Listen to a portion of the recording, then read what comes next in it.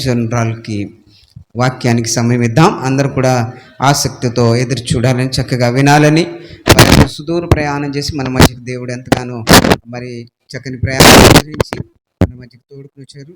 So మనమందరం కూడా చక్కని రీతిలో వాక్యం విని వాక్యం చేత బలపరచబడి మరి తెలియజేస్తూ అందరూ ఒకసారి సేవకురాలు నిలబడుతూ ఉంటాడుగా చప్పట్లు కొట్టి బిగ్గరగా మనం ఆహ్వానిద్దాం.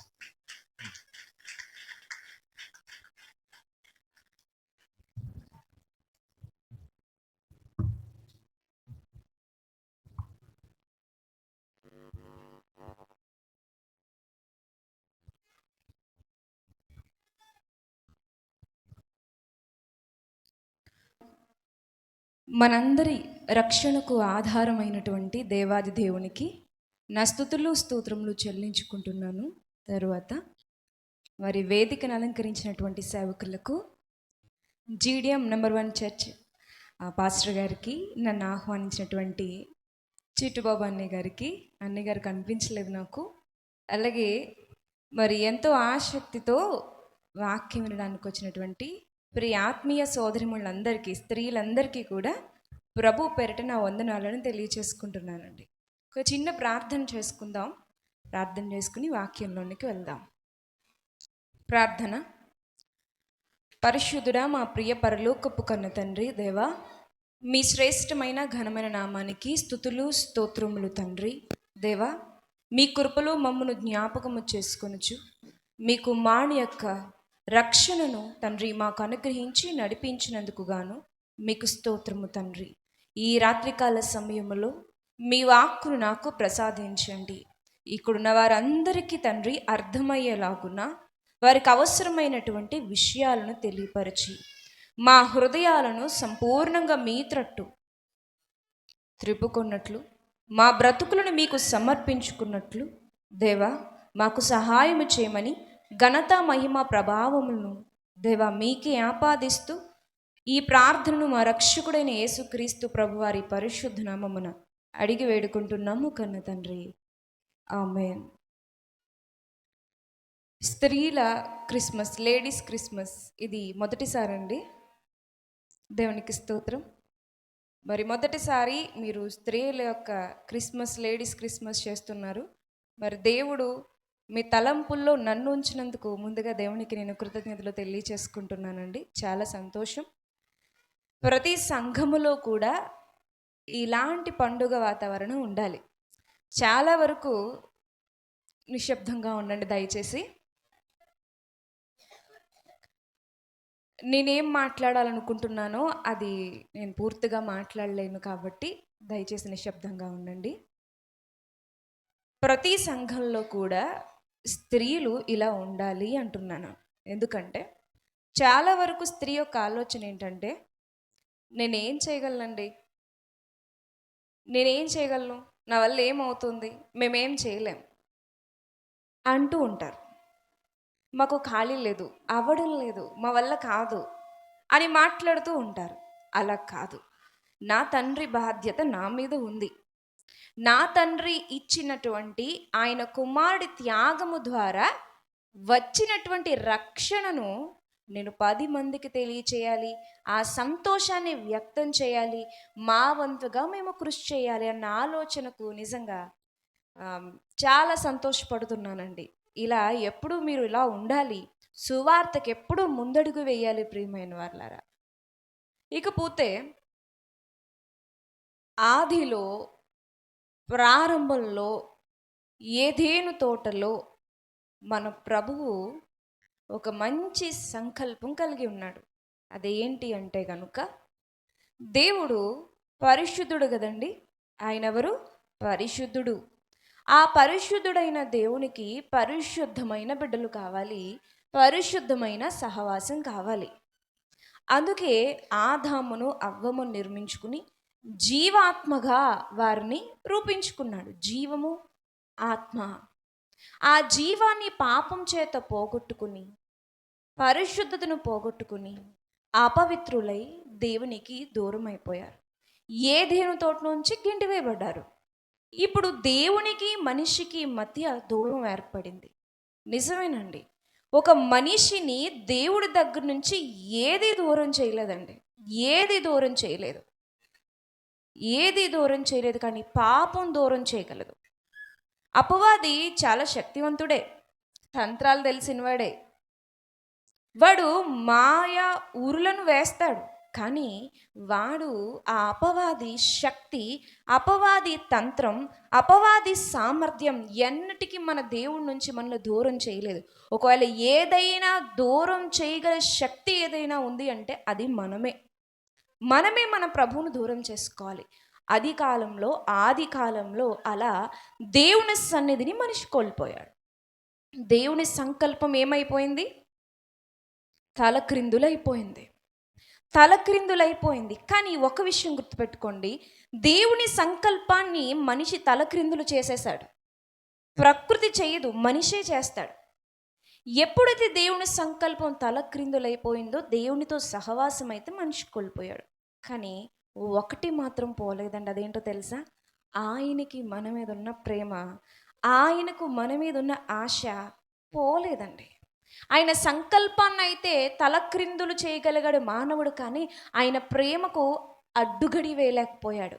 ఆయన ప్రేమ ఎంత గొప్పదంటే మలినమైపోయిన మనిషిని తిరిగి తీసుకోవాలనుకుంది. పాపపూరితమైపోయినట్టు మనిషిని మరలా తన సహవాసంలోనికి తీసుకోవాలనుకుంది. ఆయన ప్రేమకు అడ్డుగడియ మానవుడు వేయలేడు. ఆయన ప్రేమ విడువనిది, ఎడబాయినది, కునుకదు, నిద్రపోదు అని మన మానవ భాషకు అర్థమయ్యే రీతిలో బైబిల్లో రాయబడింది. దేవుడికి నిద్ర వస్తుందని కాదండి, మనకి నిద్ర ఉంది కాబట్టి అలా చెప్తే మనకు అర్థమవుతుందని. ఆయన ఎవరు? కునుకడు, నిద్రపోడు. ఆయన ప్రేమ ఎలాంటిది? విడువనిది, ఎడబాయనిది, వాడబారనిది. ఆ ప్రేమ ఏం చేసిందంటే తిరగబడిపోయిన సంకల్పాన్ని మరలా నిలబెట్టింది. ఎవరి రూపంలో? యేసుక్రీస్తు ప్రభువారి రూపంలో. ఆయన అనుకున్నాడు, నా బిడ్డలు నాకు దూరం కావడానికి వీల్లేదు. వాళ్ళు పాపం చేశారు, కానీ నా పిల్లలు నాకు కావాలి. ఎలా అయినా నేను వారిని సంపాదించుకోవాలని దేవుడు అనుకున్నాడు. కానీ సంపాదించే ప్రయత్నం ఎప్పుడు మనిషి చేయలేదుగా. ఏమండి, మనం కోరుకుంటే వచ్చిన ప్రేమ అది, మనల్ని వెతుక్కుంటూ వచ్చిన ప్రేమ. మనం కోరితే రాలేదు. మనలో ఎవ్వరూ కూడా ప్రభు అంటే ఏంటో తెలియకముందు ఏ అన్వేషణలు మనం చేయలేదు. ప్రభు మనల్ని వెతుక్కుంటూ వచ్చాడు. సేవకులు వాక్యం పట్టుకుని మనల్ని వెతుక్కుంటూ వచ్చారు. వినగా వినగా ఇంత గొప్పోడా దేవుడు, ఇంత ఔన్నత్యం గలవాడా, ఇంత ప్రేమామయుడా అని అర్థం చేసుకుని కన్నీటి పర్యంతమైపోయి ఈ ప్రేమను మించిన ప్రేమ మరొకటి లేదని ఆయనకు దాసోహమయం. మనం అలా ప్రేమించాం. మనల్ని ప్రేమించడానికి ఏమాత్రం మన దగ్గర అర్హత లేదండి. ఆయన అపేక్షించి రావడానికి నా దగ్గర ఏం లేదు, మీ దగ్గర ఏం లేదు, కానీ ఆయన్ను మనం కోరుకోవడానికి ఆయన దగ్గర చాలా ఉంది. అదే చెప్తున్నాను, దేవుని ప్రేమ ఏంటంటే అది మనం కోరుకుంటే వచ్చింది కాదు, వెతుక్కుంటూ వచ్చిన ప్రేమ. మనిషిని వెతుకుతూ ఉన్నప్పుడు, మనిషి పాపపు పంకిలాలలో మునిగిపోయినప్పుడు దేవుడు అనుకున్నాడు ఈ పాపపు సంఖ్యలను ఎలా అయినా విరగ్గొట్టాలి అని. మనిషి సిద్ధంగా లేడు. పాపం ఎప్పుడు మరణాన్నే కోరుతుంది. సో ఆ ప్రభువు తన ప్రియ కుమారుడు ద్వారా సర్వలోకానికి రక్షణ ఇవ్వాలనుకున్నారు. అందుకే యేసుక్రీస్తు ప్రభువారు భూమి మీదకి వచ్చారు. ఆయన భూమి మీద రావడానికి ఎన్నో వేల సంవత్సరాల క్రితం నుంచి ప్రవచనాలు ఉన్నాయి. 324 పైగా, ఎంతండి? 324కు పైగా ప్రవచనాలు ఉన్నాయి. ఇలా పుడతాడు, ఆ ప్రాంతంలో పుడతారు, ఇలాగుంటారు, అలా చేస్తారు, అలా బలియాగం అయిపోతారు. అన్నీ ముందుగా ఒక ప్రణాళికబద్ధంగా, ఒక క్రమబద్ధంగా, ఒక వ్యూహముగా తండ్రి ఒక ప్రణాళిక వేసుకున్నాడు. ఎందుకండి? ఒక పాపిని రక్షించడానికి. ఇంత ప్లాన్ దేనికి? ఒక పాపిని రక్షించడానికి. ఏమండి, బట్టలు చిరిగిపోయి నలిగిపోయి దుర్వాసన కొడుతున్న ఒక భిక్షకుడు మన రాజమండ్రి హైవే రోడ్ నుంచి నడుస్తూ వెళ్ళిపోయినప్పుడు ఏ పోలీసులన్నా కాపలాకుంటారా? ఒక భిక్షగాడికి ముందు ఒక 10 కార్లు, వెనకాల 10 కార్లు ఉంటాయా? ఒక ప్రణాళిక ఏం లేదు. వాడి పడిపోయినా తూలిపోయినా చివరాఖరికి చచ్చిపోయినా కుక్కని ఈడ్చినట్టు ఈడ్చేస్తారు తప్ప ఆ భిక్షగాడికి, ఇంకా మనకు అర్థమయ్యే తెలుగు భాష, అడుక్కునేవాడికి అంటే బాగా అర్థమవుతుందేమో, అంత ప్రయారిటీ మనం ఇవ్వం.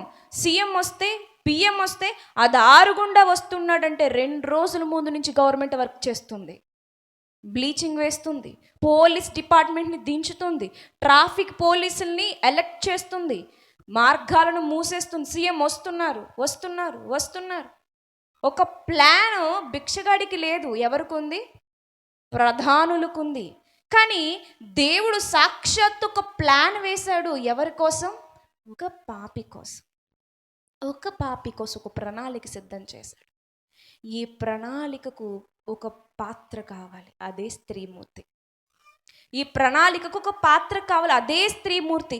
ఇప్పుడు ఒక స్త్రీ కావాలి, ఒక కన్యక కావాలి. ఒక కన్యక గర్భం గుండా యేసుక్రీస్తు ప్రభువారిని భూమి మీదకి దించాలి. ఆమె ద్వారా ఆయన భూమి మీదకి రావాలి. ఆయన వచ్చిన తర్వాత అసలైనటువంటి పని మొదలవుతుంది. కానీ రావాలి కదా. ఎవరు ఎన్నుకోవాలి అనుకున్నప్పుడు ఎవరు దొరికారు? మరియా. ఎవరండి? మరియా. మనం మరి గురించి చాలాసార్లు వినుంటాం, చాలాసార్లు చదువుంటాం. కానీ ఎన్నిసార్లు విన్నా, ఎన్నిసార్లు చదివినా ఒకటి మాత్రం ఫెయిల్ అయిపోతున్నది. ఏంటో తెలుసండి? ఆమె స్థాయిని చేరుకోవడం. ఆమె గురించి చాలా విషయాలు తెలుసు, కానీ ఆమెలో ఉన్న విషయం మనలో ఉందా? కన్యక గర్భాన్న రక్షకుడు ఉదయించును. తెలుసండి? ఆ కన్యక పేరేంటండి? మరియా. కన్యక పేరు మరియా. మరియను తెలుసు, కన్యకను తెలుసు, ఇవన్నీ తెలుసు. కానీ ఆమెలో ఉన్న గుణలక్షణాలు కూడా తెలుసు కదండి. ఆమెలో ఉన్న లక్షణాలు తెలుసు, అన్నీ తెలుసు. ఏంటి ఆమెలో ఉన్న ఒక లక్షణం చెప్పండి, నాకు ఒక మంచి లక్షణం, మీకు నచ్చిన లక్షణం ఒకటి చెప్పండి మరియమ్మ గారిలో. దీనత్వం, ఇంకా పాపము లేనిది, ఇంకా పురుషుని ఎరగనిది. ఇలా చాలా చెప్తున్నారు కదా. ఇందులో ఒకటి మనలో ఉందా? ఇందులో ఒకటి మనలో ఉందా? ఇది కదా అసలైన ప్రశ్న.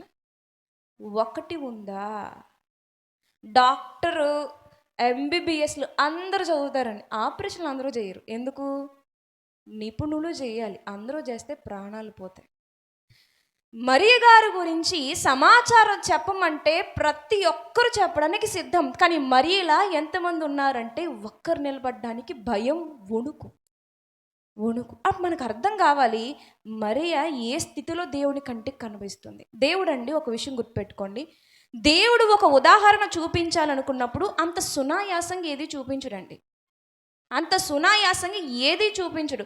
ఉదాహరణకి దేవుడు తన ప్రేమను చెప్పాలి అనుకున్నప్పుడు, తన వాత్సల్యతను చెప్పాలనుకున్నప్పుడు ఒక జంతువును చూపించాలని 1కి 10 సార్లు ఆలోచించి చూపిస్తాడండి.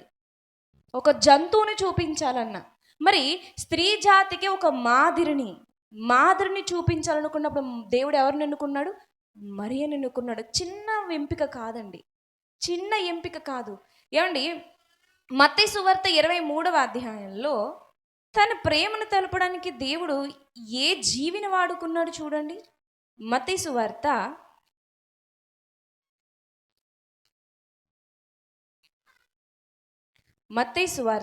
23వ అధ్యాయము, మత్తయి సువార్త 23వ అధ్యాయము 37వ వచనము. యెరూషలేమా, ప్రవక్తలను చంపుచును, నీ యొద్దకు పంపబడిన వారిని రాళ్లతో కొట్టుచును ఉండుదానా? కోడి తన పిల్లలను రెక్కల క్రిందకి ఎలాగూ చేర్చుకొనునో అలాగే నేనును నీ పిల్లలను ఎన్నో మార్లు చేర్చుకొనవల్లని యుంటిని గాని మీరు మీరు వల్లకపోతిరి అనుంది. దేంతో పోల్చుకుంటున్నాడు ఆయన ప్రేమను? కోడితో పోల్చుకుంటున్నాడు. నిప్పు కోడితో పోల్చుకోవచ్చుగా, అది కోడేగా. ఏమండి, నిప్పు కోడి కాదా? అది కోడి. యోబు గ్రంథంలో ఉంటుందిగా నిప్పు కోడి. చూడండి, యోబు గ్రంథము 39వ అధ్యాయము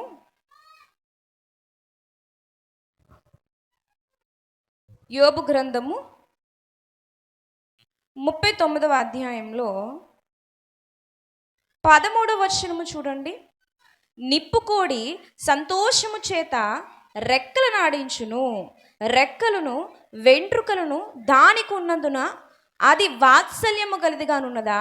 లేదు సుమి, అది నేలను దాని గుడ్లను పెట్టును, ధూళిలో వాటిని కాచును. దేని పాదమైన వాటిని త్రొక్కవచ్చుననైనను, అడవి జంతువు వాటిని చితక త్రొక్కవచ్చుననైనను అనుకొనకయే ఉన్నది. తన పిల్లలు తనవి కానట్టు వాటి ఎడల అది కాఠిన్యము చూపును, దాని కష్టము వ్యర్థమైనను దానికి చింత లేదు అనుంది. ఇది నిప్పుకోడి లక్షణం. నిప్పుకోడితో తన ప్రేమను పోల్చుకోలేదు, ఆయన కోడితో పోల్చుకున్నాడు. ఒక జంతువుని చూపిస్తూ తనలో ఉన్న ప్రేమను చెప్పడానికి ప్రభు ఒక జంతువును చూపించాలన్నా సరే 1కి 10 మార్లు ఆలోచించిన తర్వాతే ఇక్కడ గ్రంథస్థం చేయబడింది. ఒక కోడి, ఒక జీవి. ఇక్కడ దేవుడు ఎవరిని చూపిస్తున్నాడు? ఒక స్త్రీని చూపిస్తున్నాడు. స్త్రీని, ఒక స్త్రీ జాతిలో నుంచి ఒక స్త్రీని చూపిస్తున్నాడు. ఆమె పేరు మరియా. మరి ఆ రోజుల్లో చాలామంది స్త్రీలు ఉన్నారు కదా అంటే ఉన్నారు, లేరని ఎవరు చెప్పారు? రెక్కలు వెంట్రుకలు కల జంతువులు చాలా ఉన్నాయి, కానీ అన్నిటినీ ప్రభు తీసుకోలేదుగా. ఆ రోజుల్లో కూడా అనేక మంది స్త్రీలు ఉన్నారు, కానీ మరియ మాత్రమే ఎంపికైంది. మరి మిగిలిన వాళ్ళు ఎలాంటి వాళ్ళు అంటే తగినటువంటి వారు గారు. ప్రభు ప్రణాళికకు తగినటువంటి వారు కాదు. ప్రభు ఒక ప్రణాళిక వేశాడు. కోల్పోయిన నా బిడ్డల్ని తిరిగి తెచ్చుకోవాలి, నా బిడ్డలు కోల్పోయిన పరిశుద్ధతను తిరిగి అందించాలి. చిన్న విషయమా? చిన్న విషయమా ఇది?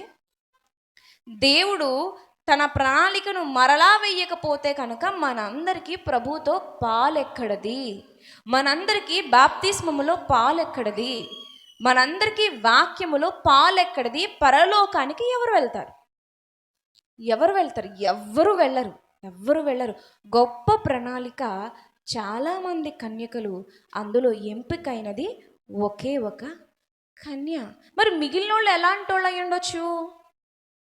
ఎలాంటి వాళ్ళు అయి ఉండొచ్చు? ప్రభు యొక్క ఆ ప్రణాళికకు అర్హత లేని వారుగా ఉన్నారండి. కొందరు స్త్రీలు ఉంటారు సుమి. స్త్రీ అనగానే కోమలత్వం, మృదువు, సాత్వికం అలా ఊహించుకోవడానికి ఏమీ లేదు. కొందరు స్త్రీలు ఎలా ఉంటారో తెలుసండి? సామెతల గ్రంథం చూడండి. కొందరు స్త్రీల గురించి గ్రంథం ఏమని చెప్తుందంటే, సామెతల గ్రంథము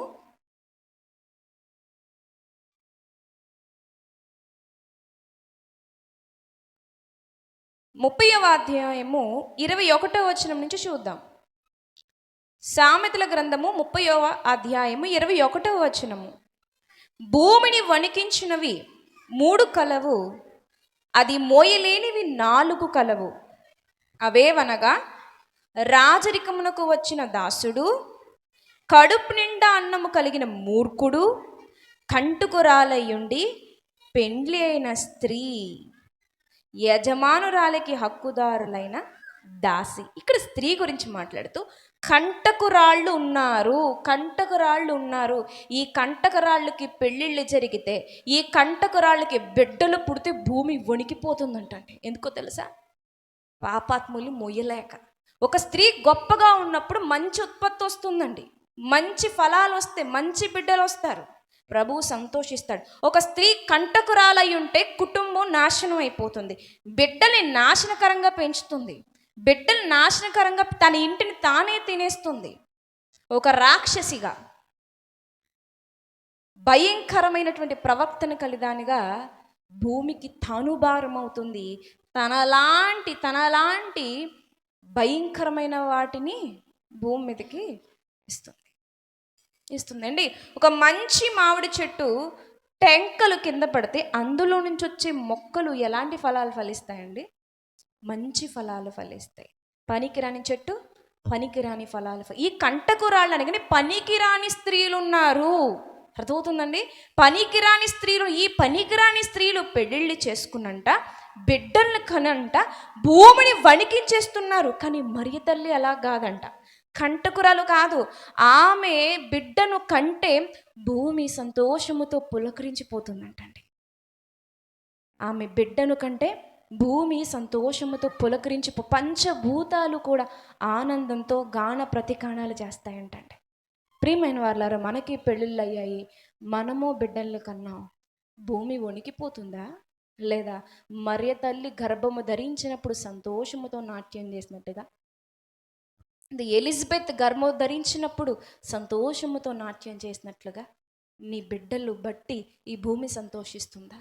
వణికిపోతామో, మళ్ళా దుర్మార్గులు పుట్టుకొచ్చారే, ఇంకా ఈ పాప భారాన్ని పెంచేస్తారే అని ప్రకృతి విలపిస్తుందా? మూలుగుతుందంటండి ప్రకృతి. ఎలా ఉన్నాం మనం? ఎలా ఉన్నాం? ఆ రోజు కంటకురాళ్ళు చాలామంది ఉన్నారంటండి, పనికి రాని స్త్రీలు చాలామంది ఉన్నారంటండి. అంతమందిలో ఒక గంజాయి వనంలో ఒక తులసి మొక్క వల్ల ఎవరు కనిపిస్తున్నారు ప్రభుకి? మరియ తల్లి కనిపిస్తుంది. ఆయన ప్రణాళికకు ఎవరున్నారు? సమయం ఆసన్నమైంది. కొన్ని వేల సంవత్సరాలుగా రక్షకుడు ఉదయిస్తాడని ప్రవక్తలందరూ ప్రవచించిన ఆ ప్రవచనాలన్నీ కూడా నెరవేరవలసిన సమయం ఆసన్నమైంది. ఈ సమయంలో నాకు అందుబాటులో ఉండే నా కుమార్తె ఎవరు అని ప్రశ్నించినప్పుడు ఆయన దయ ఎవరి మీదకి వెళ్ళింది? మరియ మీదకి వెళ్ళిందంటే. మరియలో ఏముంది అసలు? మరియలో ఏముందో మనం తెలుసుకోవాలా? ఖచ్చితంగా తెలుసుకోవాలి. ఎందుకంటే తెలుసుకోవాలి. ఇప్పుడు ఏమన్నా రక్షకుడు మరలా స్త్రీ గర్భాన్ని ఉదయిస్తాడని తెలుసుకోవాలా? ఇప్పుడు అది అవకాశం లేదుగా. ఒకవేళ యేసుక్రీస్తు ప్రభువారు వస్తే ఆయన అప్పుడు రక్షకుడుగా రాడు, శిక్షకుడుగా వస్తాడు. మరి ఎందుకు మరియ లక్షణాలు మనలో ఉండాలి? ఎందుకు మరియను స్కాన్ చేయాలి? ఎందుకు ఆమెలో ఉన్నటువంటి ఆ గొప్ప లక్షణాలని పుణికిపుచ్చుకోవాలి? ఎందుకు ఇప్పుడు మనం మరియ గారిని చూడాలి అంటే గనుక, ప్రియమైన వారలారా, దేవుని సంకల్పం పూర్తయిపోయింది అనుకుంటున్నారా? దేవుని సంకల్పం కంప్లీట్ అయిపోయింది అనుకుంటున్నారా? నెరవేర్చబడవలసింది ఉంది. మరి ఉంటే సరిపోయింది అనుకుంటున్నారా ప్రభువుకి? ఒక మరియ సరిపోదు, అనేక మంది మరియలు కావాలి. నీ ఒక మరియ కావాలి, నేనొక మరియ కావాలి. అంటే క్రీస్తుని కనము కదా, క్రీస్తుని గర్భాన ధరించము కదా, మరెందుకు మనం మరియలుగా కావాలంటే, మరియమ్మ యేసుక్రీస్తు ప్రభువారిని గర్భమందు మోసింది, ఆయన పుట్టుకకు కారణమయ్యింది. మనం ఆయన పునరుద్ధాన శక్తిని భూమి మీద అనేక మంది హృదయాల్లో పుట్టించడానికి సిద్ధపడాలి. అర్థమైందండి? ఆయన పునరుద్ధాన శక్తిని, పుట్టుకతో క్రిస్మస్ పూర్తవలేదని గుర్తుపెట్టుకుందాం. యేసుక్రీస్తు ప్రభువారు కేవలం పుట్టినందుకు క్రిస్మస్ జరగట్లేదు సుమి. ఆయన పుట్టినందుకు, పరిశుద్ధంగా బ్రతికినందుకు, ఆయన మన కొరకు మరణించినందుకు, తిరిగి ఉదయించినందుకు, మనల్ని కూడా మట్టిలో నుంచి లేపుతాను, నాతో పాటు మిమ్మల్ని తీసుకెళ్తానన్నందుకే క్రిస్మస్లో మనకి సంతోషం. క్రిస్మస్లో సంతోషం. ఎందుకు సంతోషం? రక్షణ వచ్చింది. రక్షణ ఎక్కడుంది? ఆయన పాపాన్ని జయించి పునరుద్ధానం వల్ల అది పరిపూర్ణమవుతుంది. ప్రియమైన వాళ్ళారా, ఆ రోజు మరియమ్మ యేసుక్రీస్తు ప్రభువారికి భౌతికంగా కంది. ఈరోజు యేసుక్రీస్తు ప్రభువారిని ఆత్మీయంగా కనవలసిన తల్లులు కావాలి. ఆ రోజు మరియమ్మ అంటూ లేకపోతే భూమి మీద రక్షకుడు ఎలా ఉదయిస్తాడు? ఒక కన్యక కావాలి, ఒక వినయ విధేయతలు కలిగిన స్త్రీ కావాలి. ఆ రోజుల్లో ఆ బెత్లెహేము గ్రామంలో ప్రవచనం నెరవేరడానికి ఒక స్త్రీ కావాలి.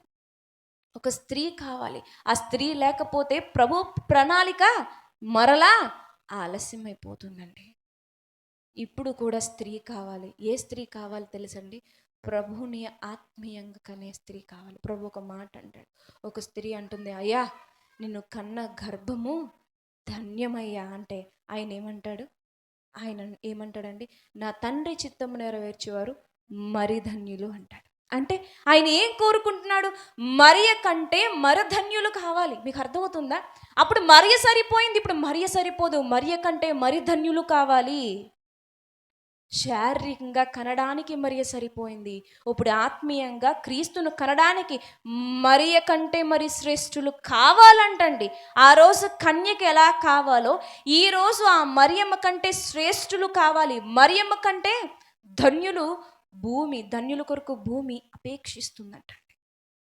కందామా ఈరోజు ప్రభువుని ఆత్మీయంగా మనలో నుంచి అలా కనాలి అంటే మరియమ్మ కంటే ధన్యులమా కాదా అటుంచండి.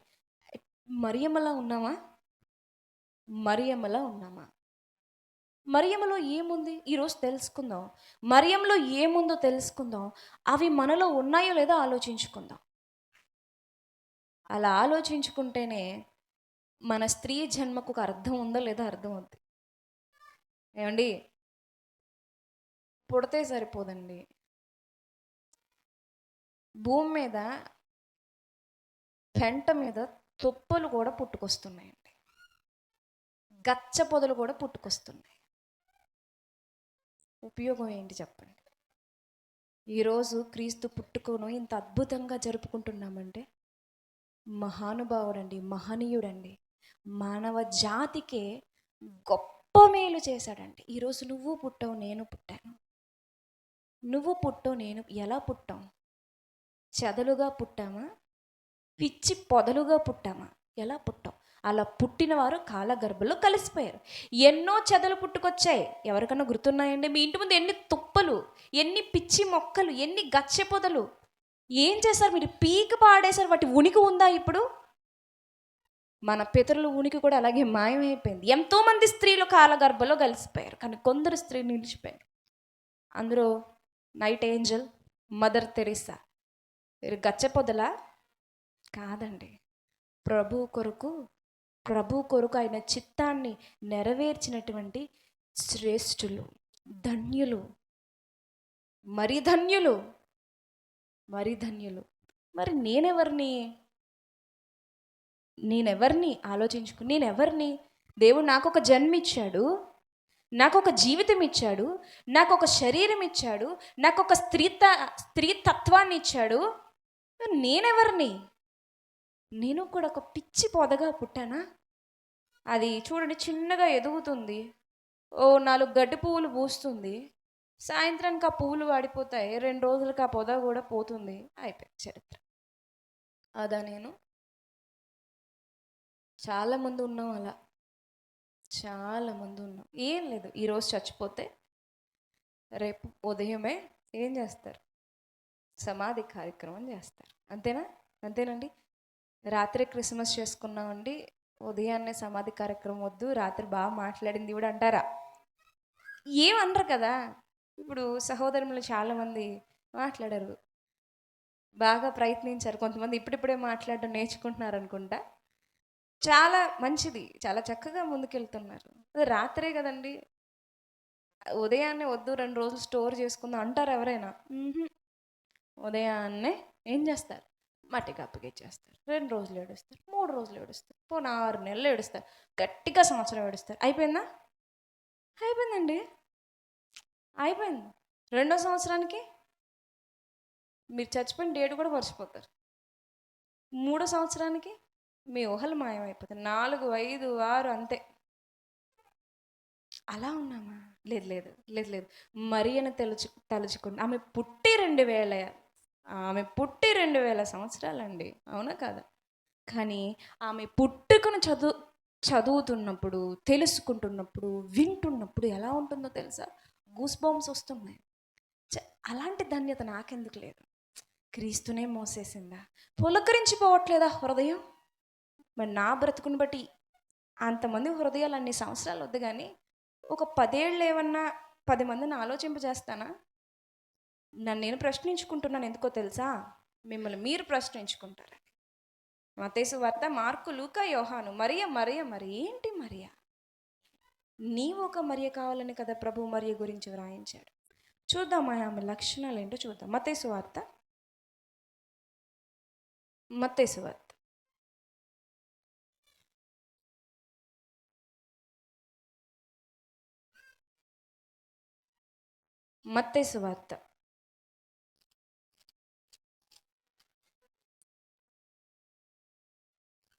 లూకా సువార్తను చూద్దామండి.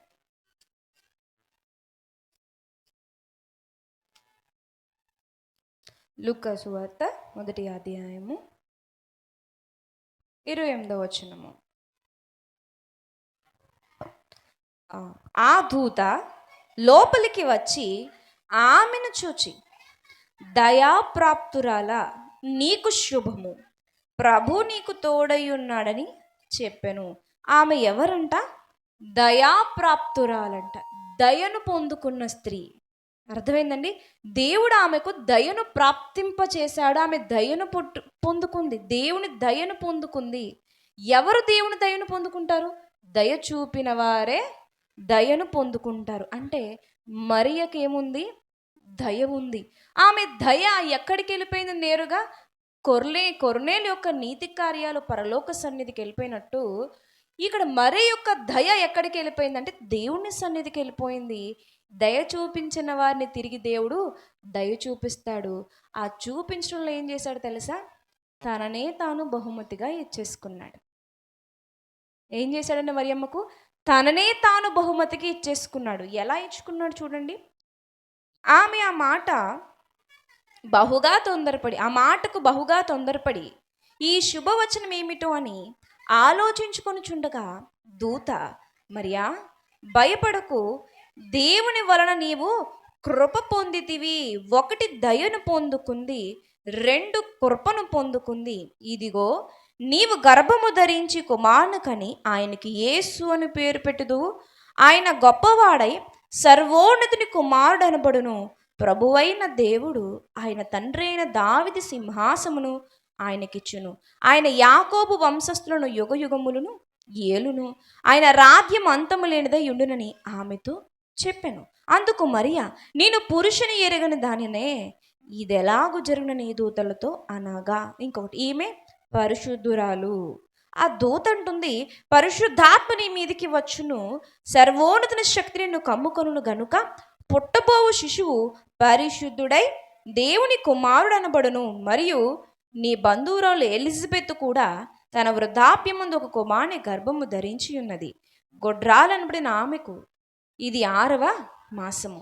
దేవుడు చెప్పిన ఏ మాట అయినను నిరర్ధకము కానేరదని ఆమెతో చెప్పాను. అందుకు మరియా, ఇదిగో ప్రభు దాసురాలను, నీ మాట చొప్పున జరుగునుగాక అనెను. అంతట దూత ఆమె యొద్ద నుండి వెళ్ళను. మరియ గారి గురించి చాలా ఉన్నాయి. ఆవిడ దయను పొందుకుంది, కృపను పొందుకుంది, పరిశుద్ధమైన జీవితం కలిగి ఉంది. నెక్స్ట్ ఈమె ఒక మాట, ఆమె ఏముంది? దాసురాలను అంది. దాసులంటే ఏంటండి? దాసులంటే ఏంటి? చేతులు కట్టుకుని నిలబడతారు కదా. దాసులంటే ఏంటి? ఏం చెప్పినా చేస్తారు కదా. దాసులంటే ఏంటి? ఎగిరిగిరి పడరు కదా. దాసులంటే ఏంటి? తగ్గించుకుని జీవిస్తారు కదా. ఒక్క మాటలో చెప్పాలంటే దాసులు యజమానుడు చెప్పిన ఏదైనా సరే శిరసా వహిస్తాడు. మరియలో ఉన్న గొప్ప లక్షణం ఏంటో తెలుసండి? ఆమె తన స్థానాన్ని గుర్తించింది. నీవు నీ స్థానాన్ని గుర్తించావా? నీవు దేవునికి దాసురాలని గుర్తుందా? మర్చిపోయావా? గుర్తుందా? నీవు దేవునికి దాసురాలు. నీ స్థానాన్ని నువ్వు మరిచావా? కానీ మరియ మరవలేదు. నేను నీ దాసురాలను. ఎంతగా ఆమె తగ్గిపోయిందంటేనండి, పశువుల పాకలో ప్రసవ వేదన విసుక్కుందండి. ఫస్ట్ టైం పుట్టిన బిడ్డ అండి, తొలి కుమారుడు. ఎక్కడ పడుకోబెట్టింది? తొట్టెలో పడుకోబెట్టింది. ఎప్పుడైనా విసుక్కుందా? తిరిగి ప్రశ్నించిందా? పేరుకు దైవ కుమారుడు ఏవయ్యా, మామూలు బిడ్డను కన్నా చక్కటి మెత్తటి పరుపు మీద మా అమ్మ పడుకోబెట్టేది, దేవుని కుమారుడని తొట్టిలో పడుకోబెట్టడం ఏంటయ్యా? ప్రశ్నించిందా? నేనేదో గొప్ప అనుకున్నాను, దేవుని కుమారుడే నీ గర్భాన్ని వస్తాడంటే ఇలా ఉంది. అడగలేదు. పెదవి తెరవని విధేయత చూపించింది. నోరు తెరవని విధేయత చూపించింది మరియ తల్లి. ఇలా బిడ్డ ఎదుగుతున్న క్రమంలో మరియ గారిని యేసుక్రీస్తు ప్రభువారు నిర్లక్ష్య పెట్టాల్సి వచ్చింది. అంటే కొన్నిసార్లు మరియ గారిని సున్నితంగా పక్కకు పెట్టాల్సి వచ్చింది. ఎందుకంటే అమ్మ చాటున బిడ్డగా ఉంటే లోకరక్షకుడు ఎలా అవుతాడు? సో ఫస్ట్ నుంచి కూడా దేవుడు మరియమ్మకి తను ఎందుకు వచ్చాడో చెప్తూనే ఉన్నాడు. తల్లి చాటు బిడ్డగానో లేకపోతే తను వివాహం చేసుకుని బిడ్డలు కంటానికి ఆయన రాలే. ఆయన మానవ చట్రంలో, మానవ బంధాల చట్రంలో ఇరుక్కుపోవడానికి రాలే. మానవాళిని పాపం అనే చట్రం నుంచి బయటకు తీసుకురావడానికి వచ్చాడు. బిడ్డ కళ్ళ ముందు బలైపోతుంటే, బిడ్డ అరుస్తుంటే ఏమీ చేయలేని నిస్సహాయురాలుగా ఉండిపోయింది తప్ప నాకెందుకు ఇంత వేదన కలిగజేసావని ఆమె అడగలేదు. ఒకటే, నేను దాసురాలని, నేను దాసురాలని, నేను దాసురాలని, నేను దాసురాలని. కన్యగా గర్భం ధరిస్తే రాళ్లతో కొడతారు తెలుసు. అడగలేదు ఆమె, మరి నన్ను రాళ్లతో కొడతారేమో ప్రభువా, నేను ఎక్కడికి వెళ్ళాలి? అడగలేదు. మరి నన్ను నమ్మిన యోసేఫ్కి ఏం చెప్పాలి? అడగలేదు ఆమె. నేను మనస్సు పడ్డాను యోసేఫ్ని, అంతే కదండి. ప్రధానం అయిపోయిందంటే భర్తగా స్థానం ఇచ్చింది, హృదయంలో స్థానం ఇచ్చేసింది భర్తగా అతనికి. ఇప్పుడు అతను ఏలుకుంటాడా? ప్రశ్న వేసిందా? నా జీవితం ఏంటి, నా భవిష్యత్తు ఏంటి, ఇక జీవితకాలం నేను ఒంటరిగా ఉండిపోవాల్సిందేనా, ఇక నాకు లైఫ్ లేదా, నాకు లైఫ్ అసలు ఒక క్వశ్చన్ వేయలేదండి. అది దాసులం అంటే. మనకి ఎన్ని ప్రశ్నలు వస్తాయండి? దేవుడు 99 ఇచ్చి ఒకటి ఇవ్వలేదంటే, భర్త బాగున్నాడండి, బిడ్డలు కూడా మంచి బిడ్డలు, అత్తగారు మంచిది కాదు, ఇంకా అది పట్టుకుని చర్చికి వెళ్తామా, ప్రార్థన చేస్తామా? ఏమన్నంటే ఆవిడి సాధింపు నాకు మరణ వేదన కలిగిస్తుందండి. ఆవిడేమన్నా మారిందా నేను చర్చికి రావడానికి? అమ్మ నువ్వు ఎందుకు ప్రార్థన చేసుకోవట్లేదు? ఇంట్లో గోలండి, ఏం ప్రార్థన చేసుకుంటాం? అత్తగారిని అడిగితే ఒకవేళ కోడలు మంచిది రాలేదనుకుంటే దాన్ని బట్టి దూరం అయిపోతూ ఉంటారు. ఏమంటారు? ఇన్నాళ్ళు నమ్ముకున్నందుకు కూతురు లాంటి కోడలు వస్తుంది అనుకుంటే సతాయించేది దొరికింది నాకు. ఇది ఇన్నాళ్ళు భక్తి చేసిన ఏం చేశాడు దేవుడు నాకు? వస్తానులే వెళ్ళు. ప్రార్థనలు తగ్గిపోతాయి, ఆసక్తి తగ్గిపోద్ది, కష్టాలు వస్తాయి, బాధలు వస్తాయి, కృంగిపోతాం, కృషించిపోతాం, ప్రభువుని వదిలేస్తాం, ప్రభువుని చేతవాడుగా చూపిస్తాం. కానీ మరియతల్లి అలా కాదండి. ప్రతి పరిస్థితిలో నేను మట్టి కుండనయ్యా, నీ చేతిలో మట్టి కుండని, నువ్వు ఎలా కావాలంటే అలా మలుచుకో, నువ్వు కుమ్మరివి, నేను మట్టి ముద్దని, నీకు ఏ ఆకారం కావాలో ఆకారం చేసుకో, నాకెక్కడదయ్యా అధికారం? అసలు నీ చేతులు ఈ మట్టి ముద్దను తాకుటే భాగ్యం కదా. నీ చేతులు ఈ మట్టి ముద్దను తాకటమే భాగ్యం. మరలా నన్ను ఒక పాత్రగా చేసుకోవాలని కూడా ఇంకా ధన్యత. ఆ ధన్యతను గుర్తించకుండా నన్ను అందంగా చెయ్యి, నన్ను గొప్పగా చెయ్యి, నాకు రంగులు పోయి నేను ఎందుకయ్యా అడుగుతానని మరియతల్లి అంటే, చాలామంది స్త్రీలు దేవుణ్ణి శాసించేస్తున్నారు. కొమ్మరి దేవుడు మట్టి ముద్ద, నువ్వు ఈ మట్టి ముద్ద ఏం చేసిందంటే కొమ్మరిని శాసిస్తుంది. ఎందుకు ఇలా అయిపోయింది? దేనికి ఇలా అయిపోయింది? ఎందుకు ఇలా జరగాలి? దేనికి ఇలా జరగాలి? ఇలా చేయలేవా? నీకు చేత కాదా? నీకు శక్తి లేదా? నేనేం తప్పు చేశాను? మరి ఏం తప్పు చేసిందండి మరియమ్మ? ఏం తప్పు చేసింది? దేవుని ప్రణాళిక చొప్పున కాదు ఇదంతా జరుగుతుంటా. ఒక గుడ్డివాడు పుట్టుకతోనే గుడ్డివాడిగా పుడితే శిష్యులందరూ వచ్చి అడిగారు, అయ్యా ఏం తప్పు చేశాడయ్యా? వీడు చేశాడా? వీడు కన్న తల్లిదండ్రులు చేశారంటే ప్రభు ఒక మాట అన్నాడండి, వీడు తప్పు చేయలేదు, వీడు కన్న తల్లిదండ్రులు తప్పు చేయలేదు, దేవుని మహిమ నిమిత్తం వీడిలా పుట్టాడు. మరియమ్మ తప్పు చేయలేదు. అన్ని కష్టాలు, పశువుల పాకలో ఆమె ప్రసవ వేదన పక్కన ఎవరున్నారండి? యోసేఫ్ తప్ప. యోసేఫ్ గారికి ఏం తెలుసండి? ఆయన యవ్వనస్తుడే కదా, అలాంటి అనుభవాలు ఏం లేవు కదా ఆయనకి. అందరూ చేదరించుకుంటున్నారు, అసహించుకుని సొంత ఊరండి బెత్లెహేమ్ యోసేఫ్ గారికి. ఒక్కరు వచ్చారా? ఎవ్వరూ రాలేదు. ఆమె ఏం తప్పు చేసింది? ఆమె ఏ పాపం చేసింది? ఏం లేదు. ఆమె కష్టాలన్నీ దేవుని మహిమకే. ఆమె బాధలన్నీ భవిష్యత్తులో మనందరికీ మార్గదర్శకం వహించడానికే. ఆమె బాధలన్నీ మన గాయాలను స్వస్థపరచడానికి, ఆమె కష్టాలన్నీ మన బాధలు మనం ఓర్చుకోవడానికే. ఆమె ధన్యురాలండి. ఎలా ధన్యురాలైపోయింది? బిడ్డను కన్నంత మాత్రాన్నే కాదు, ఒక మాదిరికరమైనటువంటి పాత్రగా ధన్యురాలైపోయింది. ఎందుకు కష్టాలు వస్తాయి? ప్రభువుకు మహిమకరంగా కూడా వస్తాయి. మరి ఆ దాసురాలన్న స్పృహ ప్రతి స్త్రీకి ఉండాలి. ఏది జరిగినా ఇది దేవుని సంకల్పమేమో, నా తప్పు లేకుండా నా భాగస్వామి నన్ను అర్థం చేసుకోవట్లే, నేను ఏ తప్పు చేయలేదు, కానీ ఇంత మూర్ఖుడు నాకు దొరికేశాడే, ఇంత కోపిష్టి నా జీవితంలోనికి ఆహ్వానించబడ్డాడే, నేను కోరుకున్నానా? నా తల్లిదండ్రులు కదా చేశారు. ప్రభువా నువ్వే కదా చూపించావు, నేను కోరుకున్నానా?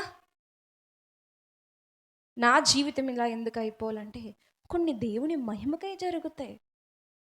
అంతలా అప్పగించుకున్న స్త్రీలు ఎక్కడున్నారండి? ఉన్నారా? ఉన్నారా చెప్పండి. పట్టు చీర క్రిస్మస్ కొనకపోతే ఇంట్లో భర్తలకి ఫుడ్ లేదు ఇంకా. ఏమండి? కొనాలి, ఖచ్చితంగా కొనాలి. బంగారం కొనాలి. ఏంటి తప్ప అన్నానా ఏంటి? నేనే కదా అంటున్నాను. పురుషుడంటే మనకు పడదు, కానీ మనల్ని మనం అనుకోవచ్చు కదా. బంగారం కొనాలి, వెండి ఇల్లు కట్టాలి, అన్నీ ఉండాలి. ఏది తక్కువైనా ఇలా పట్టుకుని నా జీవితం సర్వనాశనం అయిపోయింది అంటాం. ఎన్నున్నా ఏదో ఒకటి తక్కువైతే నా జీవితం సర్వనాశనం అయిపోయింది అంటాం. ఎందుకు వచ్చిన బ్రతుకో, చచ్చిపోతున్నాయేమంటాం. మరి మరియమ్మ ఏం చేయాలండి? ఏది బంగారమే ఆవిడకి, పట్టు వస్త్రాలు ఏమి, పుట్టిన బిడ్డకు పొత్తిగుడ్డలు లేవు కదా. ఆమె ఇప్పుడైనా ఇలా, అందుకే అంటున్నాను మరియలు ఏరి మరియలేరి. ఇప్పుడు కూడా మరియలు కావాలంటున్నాడు ప్రభు. ఇప్పుడు కూడా నీలో నుంచి నేను ఉదయించాలి, నీలో నేను కనబడాలి, నన్ను నువ్వు కనాలి అని ప్రభు అంటే మరియలు దొరకట్లేదండి. ఒక మరియ దొరకడానికి కొన్ని వేల సంవత్సరాలు పట్టింది. ఒక్క మరియ దొరకడానికి, భౌతికంగా జన్మనివ్వడానికి. చాలామంది మరియలు కావాలి. కాలం సంకుచితమై ఉన్నది, రెండవ రాకడ సమీపిస్తుంది. ఆ మరియ భర్తను సంపాదించుకోవాలి, ఆ మరియ బిడ్డల్ని సంపాదించుకోవాలి, ప్రభువుకు అప్పగించుకోవాలి. ఏరి ఆ మరియలేరి. నేను దాసురాలిని ప్రభువా, నీ చిత్తం నా యందు నెరవేర్చండి, నేనేమైపోయినా పర్వాలేదు, నా సమస్తం నీ కొరకు నేను పెట్టుబడిగా పెడతాను. వాళ్ళేరి.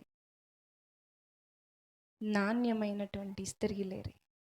భూమిని వణికించే స్త్రీలు ఉన్నారా అంటే చెప్పండి, ఒక్కరైనా తెలుసలేదా మీకు?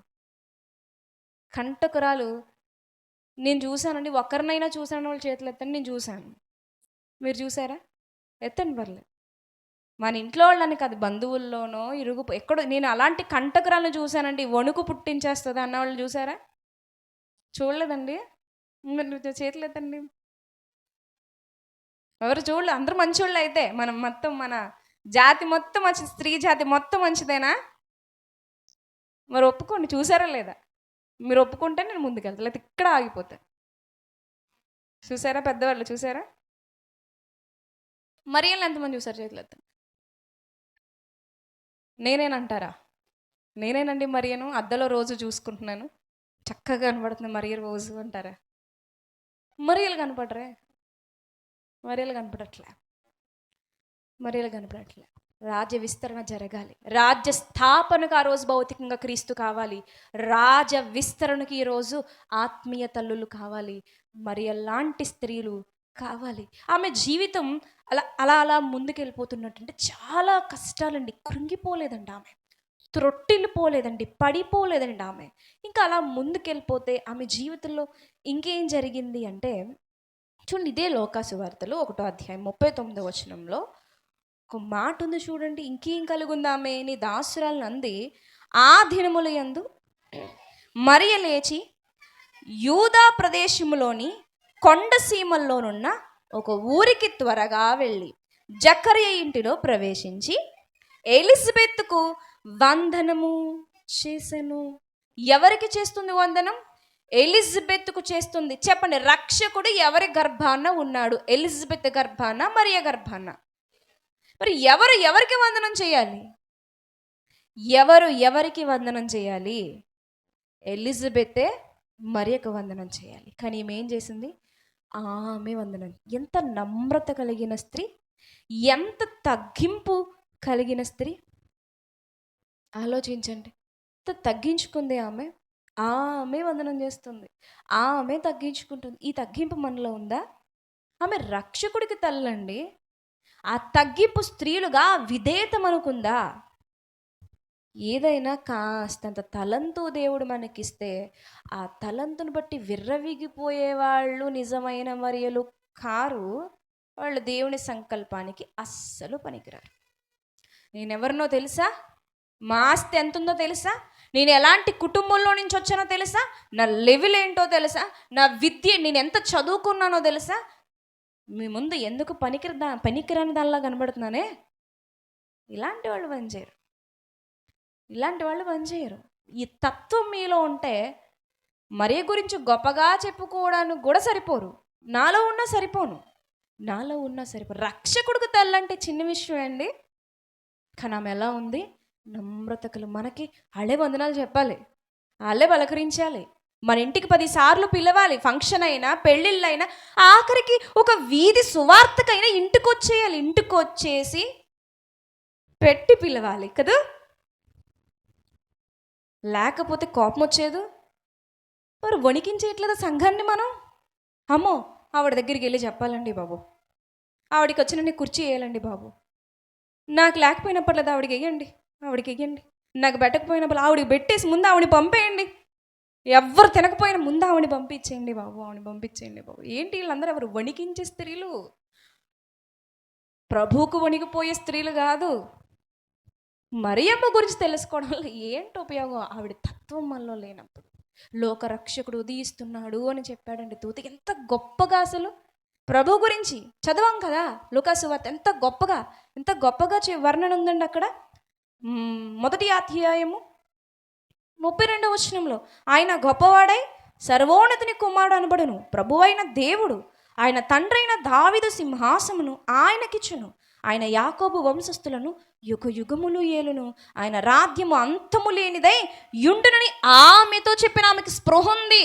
ఆమె ఎవరిని మోస్తుందో స్పృహ ఉంది. ఆ స్పృహ ఉన్న ఆమె నమ్రత కలిగి, తగ్గింపు కలిగి, నేను దాసరాలనయ్యా ఉందా? ఈ తగ్గింపు జీవితం ఉందా? ఆలోచించండి ప్రియమైన వారలారా. భర్త దగ్గర తగ్గరు, అత్తగారి దగ్గర తగ్గరు, ఇంట్లో కుటుంబం దగ్గర తగ్గం మనం. సంఘంలో తగ్గింపు ఎక్కడి నుంచి వస్తుంది? ఇంకొక విషయం చెప్తాను, ప్రాముఖ్యమైన విషయం. ఇంట్లో లేని తగ్గింపు సంఘంలో చూపిస్తారు కొంతమంది. అది వేషధారణ. సంఘంలో కొంతమంది పొగరుగా ఉంటారు. బహుశా వాళ్ళన్న ప్రభు క్షమిస్తాడు, కానీ వేషధారణ ప్రభు క్షమించడు. చూసాం. భార్య ముందు ఎవ్వరు లేనప్పుడు కొంతమంది పురుషులు భార్యతో ఎలా మాట్లాడతారు చెప్పండి? ఎలా మాట్లాడతారు తెలుసా? చర్చికి వెళ్ళి వస్తే ఊరంతా తిరిగి రావడానికి నీకు ఇంత టైం పట్టిందా అని అడుగుతాడు. ఆమంటుంది, అదేంటండి వాక్యానికే కదా వెళ్ళాను, ఎంత టైం ఎంత? 2 గంటలు కూడా దేవుని సన్నిధిలో గడవకపోతే ఎలా అంటే, అయినా నీకు ఈ మధ్య తిరుగుడు ఎక్కువైపోతుంది అంటూ ఉంటాడు. ఈలోపు ఎవరు వచ్చిన వెంటనే ఇలా వెంటనే క్యారెక్టర్ చేంజ్ ఏమైపోద్ది? అప్పుడేం మాట్లాడతాడు? ఏం విన్నావమ్మా ఈరోజు వాక్యం? ఏం విన్నావు? ఏం చెప్పారు? యోసెఫ్ గారి గురించి చెప్పారా? చాలా గొప్పడబ్బబ్బబ్బా. ఆ భక్తి ఎవరికి ఉందండి ఈ రోజుల్లో? నా భార్య ఉందండి, ఉదయం ప్రార్థన చేస్తుంది, ఇలాగే ప్రార్థనలు తిరుగుతుంది, నేను ఎప్పుడూ ఆటంకం అవ్వనండి. ఇది ఏంటయ్యా? వేషధారణ. ఎవరు ముందు నటిస్తావు? స్త్రీలు కూడా అంతే. నటించొద్దు సుమి, నటించొద్దు, నమ్రత నటించొద్దు. ప్రభువును మోసం చేయలేం, వేషధారులం అవుతాం, మరియలం అవ్వలేం. మరియలు కాకపోతే చెప్పాను కదండి ఇందాక, పుట్టి పెరిగి శరీరంతో సుఖపడి కన్ను మూసి మరవబడతా. అంతే నీ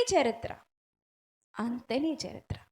వేషధారితనం ఉండకూడదండి. ఏమండి, మరియ పశువుల పాకను పరలోక సౌధముగా మార్చలేదు. ఆమె దగ్గరికి ఎవరు? జ్ఞానులు వచ్చారంట. జ్ఞానులు వచ్చి, అండి యేసుక్రీస్తు ప్రభువారికేనా? ఆమెకు వందనం చెప్పరా? ఆమెను కొనియాడరా? అమ్మా నువ్వు ధన్యురాలమని చెప్పరా? చెప్తారండి. జ్ఞానులు వచ్చారు. ఏమిచ్చారు కానుకలు? సాంబ్రాణి, బోళము, బంగారం, ఇవన్నీ ఇచ్చారండి. ఆమెకు పొగరు రాలేదు. జ్ఞానులే నా కాళ్ళ దగ్గరికి వచ్చారు, రాలేదు. తగ్గింపు. ఆమె యొక్క ఆత్మీయ స్థితి, ఆత్మీయ వెలుగు ఆ పశువుల పాకను పరలోక సౌధంగా మార్చేస్తే, చాలామంది స్త్రీలలో ఉన్న చీకటి ఇంటిని పశువుల పాకగా మార్చేసింది. కాదా? ఆ ఇంటి నిండా ప్రార్థన సువాసనలు ఉండవు. ఏముంటాయి? సినిమా పాటలు ఉంటాయి. అవునా కాదా? బైబిల్ చదువుతున్న శబ్దాలు ఉండవు. ఏముంటాయి? భయంకరమైనటువంటి దోషాలు ఉంటాయి. అవును. స్తుతించడం, కీర్తించడం, ఆరాధించడం ఇంటిలో ఉండదు. వండుకోవడం, తినడం, తిని కొట్టుకోవడం, అరిగేదాకా కొట్టుకోవడం. ఏమైపోయింది? పశువుల పాక, పశువుల పెంట, పశువుల పెంట. కానీ మరి అలా కాదు, పశువుల పాకను పరలోక సౌధముగా మార్చేసిందండి. ఇక బిడ్డ ఎదుగుతున్నాడు, బిడ్డ ఎదుగుతున్నాడు, బిడ్డ ఎదుగుతున్నాడు. ఎదుగుతున్నప్పుడు ఆమెకు చెప్పాను కదండి, సున్నితంగా తిరస్కరణ ఎదురవుతూ ఉంది. ఉదాహరణకు చూడండి, ఈ లోక సువార్తలోనే రెండవ అధ్యాయంలో రెండవ అధ్యాయము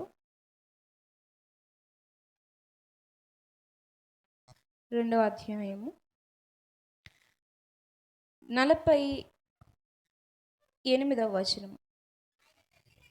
ఆయన తల్లిదండ్రులు ఆయన్ని చూచి మిక్కిలి ఆశ్చర్యపడిరి. ఆయన తల్లి, కుమారుడా, మమ్మల్ని ఎందుకు ఇలాగూ చేసేదివి? ఇదిగో నీ తండ్రియు నేను దుఃఖపడుచు నేను వెతుకుచుంటుమని ఆయనతో చెప్పాను. కుమారుడా, ఎందుకై ఇంత బాధ కలిగి? ఇంతకీ ఏం జరిగిందంటే చూడండి, 41 నుంచి, పస్కా పండుగకు ఆయన తల్లిదండ్రులు ఏటాట యెరూషలేమునకు వెళ్ళుచుండువారు. ఆయన 12 ఏళ్ళు వాడై ఉన్నప్పుడు ఆ పండుగను ఆచరించడానికి వాళ్ళు ఎప్పుడు వెళ్ళినట్టే వెళ్ళారండి. ఆ దినములు తీరిన తర్వాత వారు తిరిగి వెళ్ళుచుండగా బాలుడైన యేసు యెరూషలేములోనే ఉండిపోయాడు. ఆయన తల్లిదండ్రులు ఆ సంగతి ఎరుగక ఆయన సమూహములో ఉన్నాడని తలంచి యొక్క దిన ప్రయాణము సాగిపోయి తమ బంధువుల్లో నెలవైన వారిలో ఆయనను వెతుకుచుండ్రి. ఆయన కనబడనందున ఆయనను వెతుకుతూ యెరూషలేము తిరిగి వచ్చి. చూసారా, ఒక దిన ప్రయాణం అంత దూరం వెళ్ళిపోయారు, బిడ్డ కనిపించట్లే. ఎందుకయ్యా ఇంత బాధ పెట్టావు అంటే, ఇప్పుడు ఒక మాట అంటున్నాడు చూడండి యేసుక్రీస్తు ప్రభువారు. 49, ఆయన, మీరేలా నన్ను వెతుకుచుంటిరి? నేను నా తండ్రి పనుల మీద ఉండవలని మీరెరుగరా? మీకు తెలియదా? నన్ను ఎందుకు వెతుకుతున్నావు అమ్మా? ఎందుకు వెతుకుతున్నావు? నీకు తెలియదా నేను ఇప్పుడు ఎందుకు పుట్టానో? నీకు తెలియదా నేను ఎందుకు యెరూషలేములో ఉండిపోతున్నానో? నీకు తెలియదా అంటే మౌనమైపోయిందండి మరియం. అంటే ఆమెకు అర్థమవుతుంది, నేను సున్నితంగా నా బిడ్డకు దూరం అయిపోతున్నాను. అలా ఆయన ఎదిగాడు. రాజ్య విస్తరణ జరుగుతుంది, రాజ్య స్థాపన జరిగింది. ఆ సమయంలో ఈ తల్లి యేసుక్రీస్తు ప్రభువారిని వెతుక్కుంటూ వెళ్ళినప్పుడు అప్పుడు కూడా ఆమె తిరస్కరించబడుతుంది సున్నితంగా. ఏమంటాడు ఆయన? ఎవరు నా తల్లి? ఎవరు అయ్యా నీ తల్లి, నీ సహోదరులు వచ్చారంటే యేసుక్రీస్తు ప్రభువారు ఏమన్నారు? ఎవరు నా తల్లి, ఎవరు నా సహోదరు? అంటే ఏం చేస్తున్నాడు యేసుక్రీస్తు ప్రభువారు అంటే మరియమ్మను మెంటల్లీ ప్రిపేర్ చేస్తున్నాడు భవిష్యత్తుకి. ఎందుకంటే ఆయన శాశ్వత కాలము తల్లితో ఉండేవాడు కాదు. భవిష్యత్తులో శాశ్వతంగా ఆమెకు భౌతికంగా దూరం అవ్వాలి. అందుకే ఫస్ట్ నుంచి కూడా మరియమ్మని ప్రిపేర్ చేస్తున్నాడు. అమ్మా, నేను నీతో ఉండను. అమ్మా, నువ్వు నా వెంట పడకు. అమ్మా, నేను నీకంటే ముందే ఈ లోకాన్ని విడిచి వెళ్ళిపోవాలి. అమ్మా, నా తల్లి అనగా నీ ఒక్కరిదానవే కాదు, అందరూ ప్రభు చిత్తాన్ని నెరవేర్చేవారు అందరూ నా కుటుంబమే. నా పుట్టుక పరమార్థాన్ని మర్చిపోకు. నేనెందుకు నీ గర్భమందు ఉదయించానో మర్చిపోకని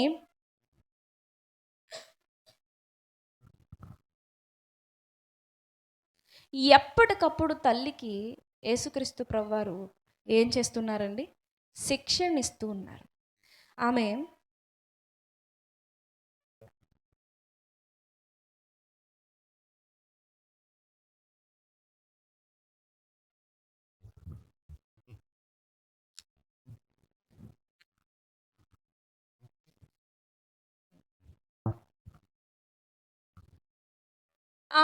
ఆ తిరస్కారాన్ని పొందుకున్నప్పుడు ఏ రోజైనా ప్రభు సంకల్పాన్ని మర్చిపోయి ప్రభు మీద దుమ్మెత్తిపోసిందా? దేవుని చిత్తం, దేవుని చిత్తం, దేవుని చిత్తం, దేవుని చిత్తం. ఆమె గుండెల్లో ఉంది, నేను దాసురాల్ని. మనం ఏం చేస్తున్నాం? భర్త సంఘానికి సహకరిస్తున్నప్పుడు వెనక్కి లాగుతున్నవేమో, బిడ్డలు దేవునిలో ఎదుగుతున్నప్పుడు వెనక్కి లాగుతున్నవేమో. ఆలోచించండి. ప్రోత్సహించేదిగా స్త్రీ ఉండాలి. మరియమ్మ ఏం చేసింది? క్రీస్తుని ఎప్పుడూ ఆటంకపరచలేదు, యేసుక్రీస్తు ప్రభువారిని ప్రోత్సహిస్తూ ఉందండి. కుటుంబంలో ఒక తల్లిగా ఎంత గొప్ప పాత్ర వహించిందండి.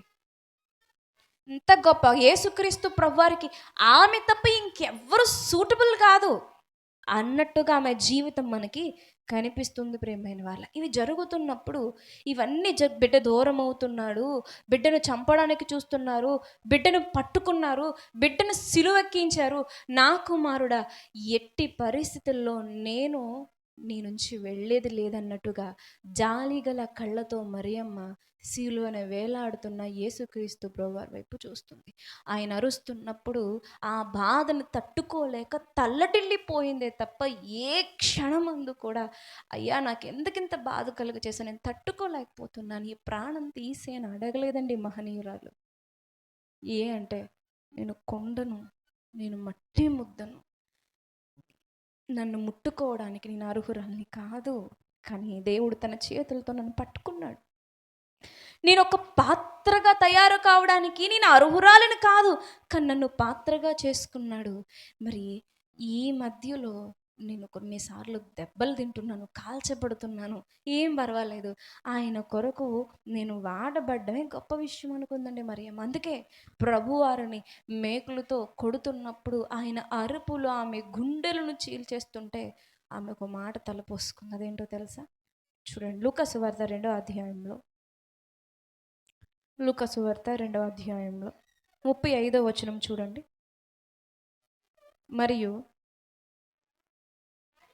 మరియు నీ హృదయములోనికి ఒక ఖడ్గము దూసుకుని పోవునని ఆయన తల్లి అయిన మరియతో చెప్పాను. చూసారా, ఏం దూసుకెళ్ళిపోతుందంటే మరియ హృదయంలో ఖడ్గము దూసుకెళ్ళిపోతుంది. ఎప్పుడు చెప్పాడు? ఎప్పుడో యేసుక్రీస్తు ప్రభువారు చిన్నప్పుడు చెప్పిన మాట ఆమె ఎలా పట్టుకుందండి. ఎస్, నా గుండెల్లో ఖడ్గం దూసుకుపోవడానికి నా గర్భమందు ఈ రక్షకుడు ఉదయించాడు. అది హృదయంలో పెట్టుకుంది. ఇక ఏ బాధ వచ్చినా ప్రభు చిత్తం, ప్రభు చిత్తం, ప్రభు చిత్తం. మనకి ఇచ్చాడు కదండి ప్రభు. ఏమన్నాడు? సద్భక్తితో బ్రతుకను ఉద్దేశించిన వారు ఏం చేయబడతారు? హింసించబడుదురు. ఇది గుర్తుందా? కానీ మరియ లేఖనాన్ని ఎంత స్ట్రాంగ్గా గుండెలో పెట్టుకొని చూడండి. బాధ కలిగినప్పుడు ఇందుకే కదా నేను ఎన్నుకోబడ్డాను, మనకుందా హింసించబడుటకే కదా ఆయనకు తనయులుగా ఉన్నాము. ప్రభువుని హింసించిన లోకం మనల్ని హింసిస్తుంది, ప్రభువుని దూషించిన లోకం నన్ను దూషిస్తుంది అని మనకుందా? నన్ను అంటారా? నేనెవరో తెలుసా? అబ్బో, లోకానికి మనకి పెద్ద వ్యత్యాసం ఏం లేదు.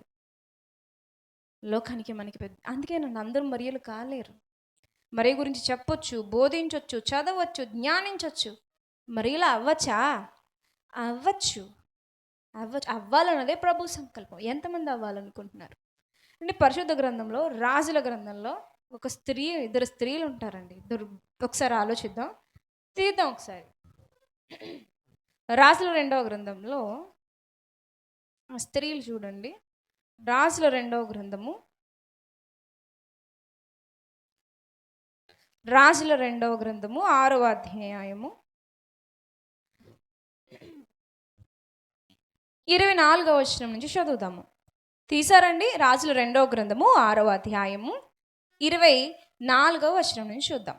అటు తరువాత సిరియా రాజైన బెన్హదదు తన సైన్యం అంతటిని సమకూర్చుకొని వచ్చి షోమ్రోనుకు ముట్టడి వేసెను. అంటే ఒక సిరియా రాజు అంటండి ఏం చేశాడు? షోమ్రోను అనే పట్టణాన్ని ముట్టడి చేశాడు. ముట్టడంటే చుట్టూ ఉన్నారనమాట. బయట ఉన్నటువంటి ఆహారం లోపలికి వెళ్ళదు, లోపల ఉన్న వాళ్ళు బయటికి వెళ్ళరు. ఆ విధంగా ముట్టడి చేశారు. లోపల ఉన్న వాళ్ళు ఆకలితో బలహీనలు అయిపోయినప్పుడు లొంగిపోవాలని. సో ఇలా ముట్టడి చేసినప్పుడు అప్పుడు షోమ్రోనులో గొప్ప క్షామము కలిగి ఉండగా గాడిద యొక్క తల 80 రూపాయలకును పావురపు రెట్ట 5 రూపాయలకును అమ్మబడెను. వారు అంత కఠినముగా ముట్టడి వేసి ఉండిరి. అంతటా ఇశ్రాయేలు రాజు పట్టణపు ప్రాకారం మీద సంచారము చేయగా ఒక స్త్రీ రాజును చూసి, ఇలాంటి కరువులో ఒక స్త్రీ రాజుగారి దగ్గరికి వచ్చింది. రాజుగారి దగ్గరికి వచ్చినప్పుడు, రాజు అయిన నా ఏలినవాడా సహాయం చేయమని కేకలు వేట విని అమంటుంది, అయ్యా రాజా నాకు సహాయం చేయవా? ప్రభు నువ్వే సహాయం చేయగలని అడుగుతుంది. అప్పుడు వెంటనే రాజుగారికి ఏం స్ట్రైక్ అవుద్ది? మామూలుగా ఏం స్ట్రైక్ అవుద్ది? చుట్టూ క్షామం ఉంది, ఒక స్త్రీ పరుగున వచ్చింది, అయ్యా రాజా సహాయం చేయనంటే ఏమనుకుంటాడు ఏ రాజైనా? వాళ్ళ అబ్బాయి ఏమన్నా ఆకలితో చచ్చిపోయేలా ఉన్నాడేమో. అదే కదా, క్షామములో ఒక స్త్రీ కేకలు వేస్తే ఫుడ్ కోసమే కదండి వేస్తుంది. అదే అనుకున్నాడు రాజు. ఆయన ఏమంటున్నాడు చూడండి, యెహోవా నీకు సహాయం చేయనది నేను ఎక్కడి నుండి నీకు సహాయం చేయదును? కళ్ళములో నుండి అయినను ద్రాక్ష గానుగుల నుండి అయినను దేన్నైనను ఇచ్చి సహాయం చేయ వల్లపడదని చెప్పి అనుకున్నాడా ఆహారం అని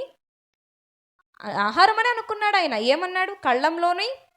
కళ్ళంలో నుండైనా ద్రాక్ష గానుగులో నుండైనా దేన్ని కూడా నేను ఇవ్వలేను. ఎందుకు ఇవ్వలేవు? ఏమీ లేదు అక్కడ. శత్రువులు ముట్టడి వేశారు, ఆహారం లేదు. నీకు ఆహారం కావాలని వచ్చావా?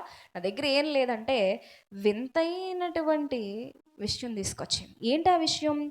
నీ విచారముకు కారణమేమని అడగగా అది, ఈ స్త్రీ నన్ను చూచి నేటి ఆహారంనకు నీ బిడ్డని ఇమ్ము, రేపు మనము నా బిడ్డను భక్షింతుము అని చెప్పినప్పుడు మేము నా బిడ్డను వంట చేసుకుని తింటిమి. అయితే మరునాటి యందు నేను దాన్ని చూచి నేటి ఆహారంకు నీ బిడ్డను ఇమ్మని అడిగి తిని గాని అది తన బిడ్డను దాచిపెట్టనని చెప్పాను. ఇప్పుడు ఏం చేయాలి రాజు? వెంటనే చేతులు వెనక్కి పెట్టుకుని, ఆమె దాంట్లో న్యాయం ఉంది, నీ బిడ్డని ఈరోజు వంట చేసే అని చెప్పాలి. అందుకే కదా వచ్చింది ఆమె, అందుకే వచ్చింది. రాజా న్యాయం చెయ్యి. ఏం చేయాలమ్మా? వీళ్ళ అబ్బాయి నేను కట్ చేయాలి, నేను తినేయాలి, న్యాయం చెప్పంటుంది. అంటే పని చేయట్లేదు ఆవిడకి. చేసిందే తప్పు, బిడ్డను వండుకుని తినేశారు. చేసిందే తప్పు చేస్తున్న స్పృహ లేకుండా న్యాయానికి ఎక్కడికి వెళ్ళిపోయింది? రాజు సన్నిధికి వెళ్ళిపోయింది. ఏంటి ఈ మాట ఎలా ఉంటుందంటే, నాకు కొన్ని ఉపమానాలు ఉంటాయి కదండి, కొన్ని విషయాలు అర్థం చేయించడానికి ఉపమానం అయితే బాగుండు అనిపిస్తుందండి నాకు ఇది. కానీ ఉపమానం కాదే, నిజం. ఏం చేసిందంట? బిడ్డను వండుకుని తినేశారా? దేనికి? కరువు వచ్చిందని. భయంకరమైన కరువులో ప్రేమ పాశము చచ్చిపోయి కన్న బిడ్డనే వండుకొని తినేసిన చరిత్ర ఉంది గతంలో. ఇదేమి బైబిల్లో కొత్తగా ఏం కాదండి. ధవళేశ్వరం బ్రిడ్జ్ ఉంది చూసారు? ఆ బ్రిడ్జ్ కట్ట ముందు చరిత్ర చూసారా? మ్యూజియంలో ఏముంది అక్కడ? పిల్లల్ని సంతల్లో అమ్మేసి కూరగాయలు కొనుక్కునేవారంటండి. చూసారా మ్యూజియం మీరు? బిడ్డల్ని తిండి కోసం అమ్మేసుకున్నారు. ఆ కరువులు పూర్వకాలంలో ఉండేవి. ఇక్కడ ఇద్దరు స్త్రీలు ఏం చేశారంటే, ఇద్దరికిద్దరు కూడా దుర్మార్గులే కదా, ఇద్దరికిద్దరు దుర్మార్గులే. బిడ్డను వండుకొని తినేశారంటండి. అయ్యో అనిపిస్తుంది కదా మనకి. అయ్యో, ఆకలికి బిడ్డలు వండుకొని తినేస్తారా అనిపిస్తుంది కదా. వాళ్ళు మాంసాన్ని వండుకొని తినేశారు. చాలామంది స్త్రీలు మాంసాన్ని వండుకొని తినట్లేదు కానీ వాళ్ళ జీవితాలను తినేస్తున్నారు. తెలుసా మీకు? వీళ్ళు మాంసాన్ని వండుకొని తింటున్నారు. కొందరు స్త్రీలు బిడ్డల భవిష్యత్తును తినేస్తున్నారు. వారి స్వార్థాల కోసం, వారి సరదాల కోసం, వాళ్ళ ఆనందాల కోసం, వాళ్ళ సుఖభోగాల కోసం బిడ్డల భవిష్యత్తును శాసిస్తున్నారు. బిడ్డల్ని చంపేస్తున్నారు, భర్తల్ని ఎందుకు ఈ మాట చెప్తున్నానంటే, నేను ఎందుకు ఈ మాట చెప్పాల్సి వస్తుంది? లోకంలో మురికి ఉంది అని అంటున్నాను. ఆ మురికి మనం అంటించుకోకూడదు. ఇంత కిరాతకమైన పని ఎలా చేసిందంటే నిరాశలో చేసేసింది. ఏంటా నిరాశ? తిండి లేక, కష్టాల పాలైపోయి, ఎటు దారి లేక, ఎటు గత్యంతరం లేక, ఆకలి అణుచుకోలేక ఘోరమైన తప్పు చేసేసింది. ఏమండి, మరియతో పోల్చుకుంటే కష్టాలు ఇవి చాలా చిన్నవి. ఈమెకు ఆకలి. చాలామంది ఒక మాట అంటారండి. ఏమంటారో తెలుసా? తిండి లేకపోయన్నా చచ్చిపోతానేమో కానీ బరువు లేకుండా మాత్రం బ్రతకనంటారు. విన్నారు ఈ మాట? ఆకలితో చచ్చిపోయిన విలువ ఉంటుంది కానీ పరువు పోయి చచ్చిపోతే విలువ ఉంటుందా? మరియకి ఏం పోయిందంటే కన్య గర్భాన, అంటే కన్యక గర్భం ధరించడంలో ఏం పోయిందా? మీకు పరువు పోయింది. కనీసం నిండి గర్భిణి అని చుట్టుపక్కల సమాజం జాలి కూడా చూపించుకోకుండా నెప్పులు పడుతున్నామనిచ్చి నీచురాల తప్పు చేసి దేవుడు నీలాంటి వాళ్ళు అందరూ మా కిందికి ఇలా తగలబడతారని చావు బాధను భరిస్తున్నామని చూసి వెళ్ళిపోయారు. ఏది ఎక్కువ బాధ చెప్పండి? వీళ్ళదా ఆవిడదా? ఆవిడదే. ఏమండి, దేశం కానీ దేశం ఐగుప్తుకి వెళ్ళిపోమంటే ఐగుప్తు సంస్కృతి, ఐగుప్తు భాష ఏమీ తెలియదు కదండి. మౌనంగా బిడ్డను పెంచుకుంది. ఏమండి, యోసెఫ్ గారు వెళ్ళి కష్టపడడానికి వాళ్ళని ఎవరు చూస్తారు? ఆ సాంబ్రాణి బోళం బంగారం ఎన్ని రోజులు వస్తుంది? ఏ కరువు భరించిందో, ఎన్ని అవమానాలు సహించిందో, ఏ రోజన్నా సరే కృంగిపోయి ఇలాంటి భయంకరమైన నిర్ణయాలు తీసుకుందా? అలాంటి మరియలు ఎంతమంది ఉన్నారు మనలో? కష్టం వస్తే చాలు గీత దాటేస్తాం, బాధ వస్తే చాలు ఆజ్ఞ అతిక్రమించేస్తాం, బాధ వస్తే చాలు ఆజ్ఞను అతిక్రమించేస్తాం, లోటు వస్తే చాలు ప్రభువుని మర్చిపోతాం. ఇలాంటి వారు ప్రభు సంకల్పానికి పని చేయరు. ఏంటో చెప్పుకోవద్దు ఈ మాటలు, అవసరమేనంటారా అండి? బైబిల్లో స్త్రీ గొప్పతనం గురించి చాలా ఉంది. అది చెప్పుకున్నంత మాత్రాన మనం బాగుపడమండి. అర్థమవుతుందా? ఒక మంచి స్త్రీ గురించి మీకు చెప్పేసి మీరందరూ గొప్పోళ్ళని నేను వెళ్ళిపోతాను, మీ మనసులో నేను గొప్పదానిగా ఉండిపోతాను. నాకెందుకు ఆ గొప్ప? నాకెందుకండి? నాకు కావలసింది అది కాదు. నాకు కావలసింది, ప్రభువుకు కావలసింది ఏంటో తెలుసా? మనలో ఉన్న మలినాలను కడిగేసుకుని మనం మరియల్లా మారిపోయి ప్రతి ఒక్కరిని క్రీస్తుని కనాలి, క్రీస్తుని చూపించాలి, క్రీస్తులా మన బిడ్డలను తయారు చేయాలి, క్రీస్తులా బలైపోవాలి, మరియలా బలైపోవాలి. అప్పుడు ఇలాంటివే ధ్యానించాలండి. యేసుక్రీస్తు ప్రభువారు పుట్టారని సంబరాలు చేసుకుంటున్నాం కదా ఏమండి. పుట్టారని సంబరాలు చేసుకోవడం అంటే ఒక విషయం చెప్తాను. నేను వచ్చినప్పుడు మీరు ఏం చేశారు? క్లాప్స్ కొట్టారు. నేను మైక్ తీసుకుని ఆమెన్ అనేసి వెళ్ళిపోయాను అనుకోండి, ఏమనుకుంటారు? సంతోషంగా ఫీల్ అవుతారా? కదా. యేసుక్రీస్తు ప్రభువారు పుట్టారని మనం పాటలు పాడేసి ఆమెనంటే కూడా ఆయనకి సంతోషం ఉండదు. ఆయన ఉపదేశం వినాలి, ఆయన ఎందుకు వచ్చాడు? జ్ఞానించాలి. మరియ గర్భంలో నుంచి ఆయన ఎందుకు వచ్చాడు? ప్రపంచాన్ని ఉద్ధరించడానికి, ప్రపంచాన్ని రక్షించడానికి వచ్చాడు. ఈరోజు నీలో నుంచి ఎందుకు రావాలనుకుంటున్నాడంటే అదే ప్రపంచాన్ని ఉద్ధరించడానికి, అదే ప్రపంచాన్ని రక్షించడానికి. ప్రభువు పుట్టాడు, ఆయన పవిత్రంగా జీవించాడు, శిలువ యాగం చేశాడు, అయిపోయింది. ఇప్పుడు ప్రకటన ఎవరి బాధ్యత? పురుషుని బాధ్యత. స్త్రీని గాను పురుషుని గాను నియమించింది ఎందుకు? ఆయన కొరకు కాదా? స్త్రీ చేసేవి స్త్రీయే చేయగలదు, స్త్రీ కట్టేవి స్త్రీయే కట్టగలదు. జ్ఞానవంతురాలు తన ఇంటిని కట్టుకుంటుంది. ఏమంటే ఒక విషయం చెప్పమంటారా? నేను అనుకుంటాను, భార్య ఏలిక కాదు కానీ ఏలికే. భార్య యజమానురాలు కాదు కానీ యజమానురాలే. ఏలిక గాని ఏలిక, పాలకురాలు కాని పాలకురాలు. కుటుంబ హక్కుని దేవుడు పొందుకున్నటువంటి ఒక పాత్ర, విలువైన పాత్ర. ఈ విలువైన పాత్ర కుటుంబానికి న్యాయం చేయడం ఎంత అవసరమో, సమాజంలో క్రీస్తును చూపించడం కూడా అంతే అవసరం. ఒక స్త్రీ కుటుంబ విషయంలోనే పడిపోయినప్పుడు సమాజంలో ఎలా ప్రభువుని ప్రకటిస్తుంది? అండి, కుటుంబాలను గొప్ప గొప్ప స్థితిలో వచ్చిన వాళ్ళు ఉన్నారండి, అన్యులు కూడా ఉన్నారు. కుటుంబంలో సక్సెస్ అయితే సరిపోదు, సంఘంలో కూడా సక్సెస్ అవ్వాలి. ఈ స్త్రీలు ఏం చేశారు? ఆపద వచ్చేసిందంట, కరువు వచ్చేసిందంట, ఆకలేసేసిందంట, దుర్మార్గతకు ఓడగట్టేశారు. ఇప్పుడు చాలామందికి ఆకలేస్తుంది.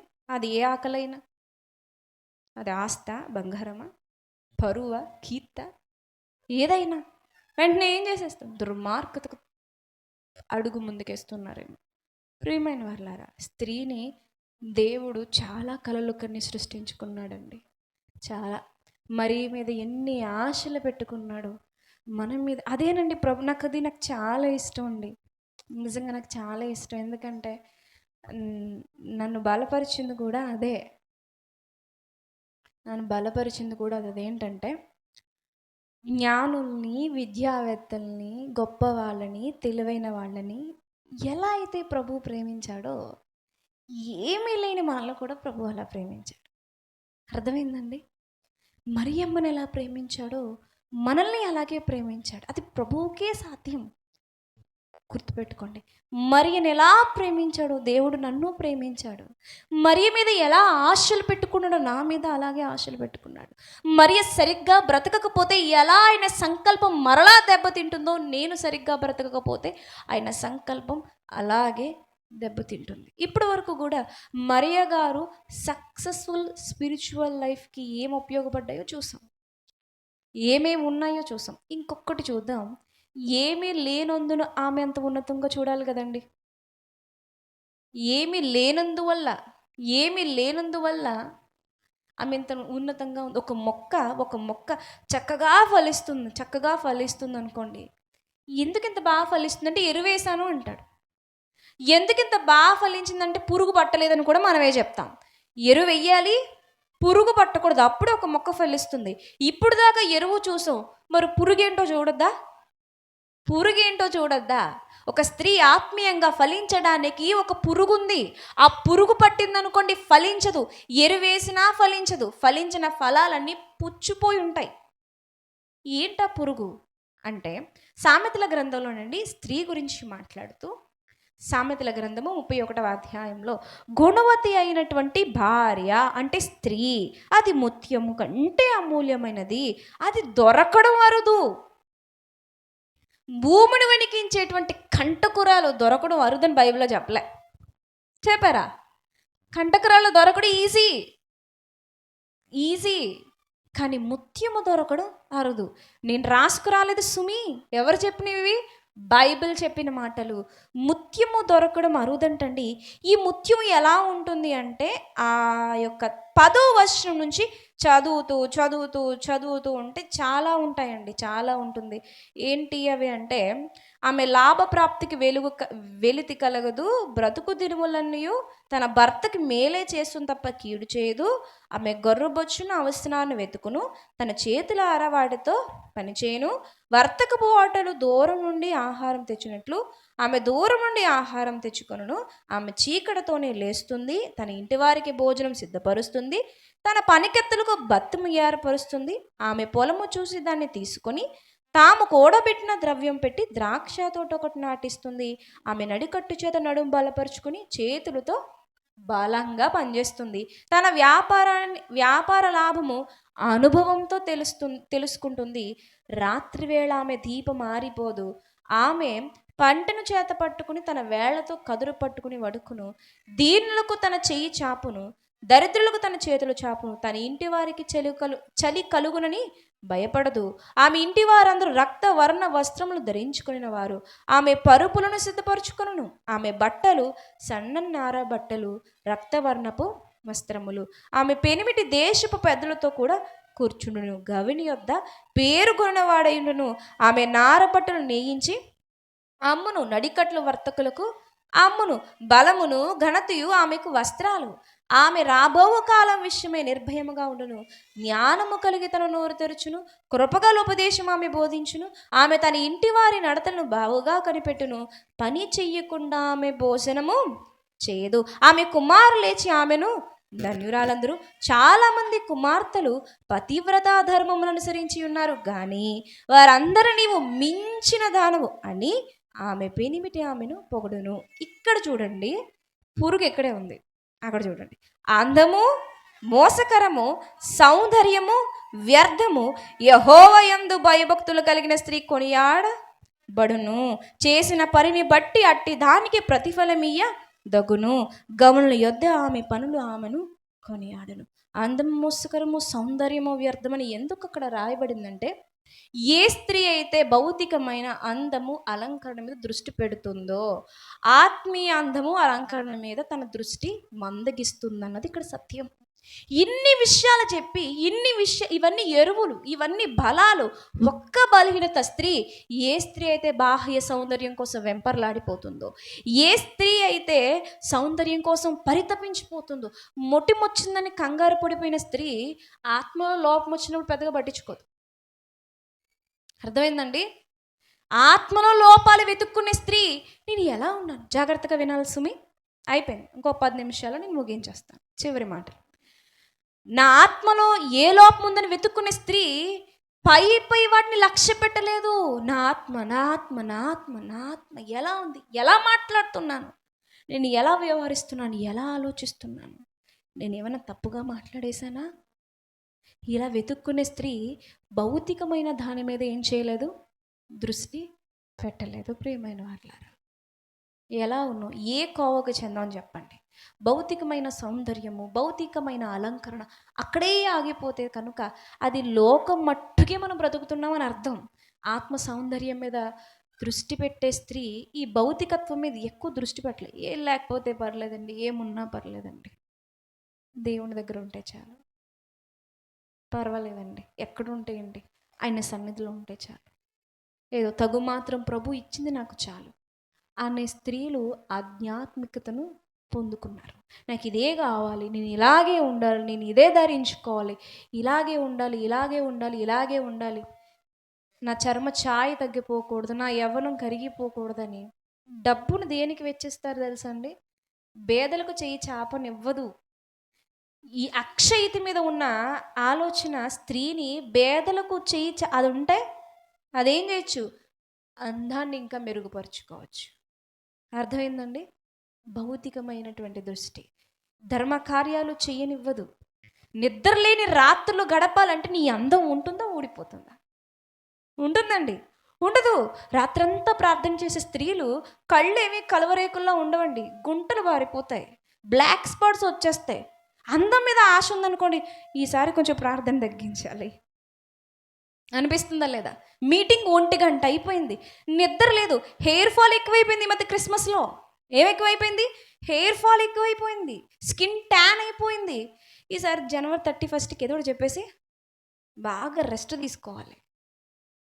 అర్థమైందండి? కానీ ఆత్మ మీద దృష్టి ఉన్న స్త్రీ కళ్ళు నలుపైపోతున్నా, జుట్టు రాలిపోతున్నా, శరీరపు ఛాయ తగ్గిపోతున్నా ఆమె అవన్నీ పట్టించుకోదు. నేను చాలా ఎదిగానండి ఈ క్రిస్మస్లో, చాలా గొప్పగా ముందు కంటే మనశ్శాంతి ఎక్కువ పెరిగిందండి, ప్రార్థన జీవితం బాగా పెరిగిందండి. ఈ మధ్య ఏంటో ఎప్పుడు చూసినా ఎవరిని రక్షించాలి, ఎవరిని రక్షించాలని అనిపిస్తుందండి. చాలా బలపడిపోయానండి అని ఆ ఆనందంతో తన భౌతికమైన రూపం ఏమైపోతుందో ఆమెకు అసలు చింత ఉండదు.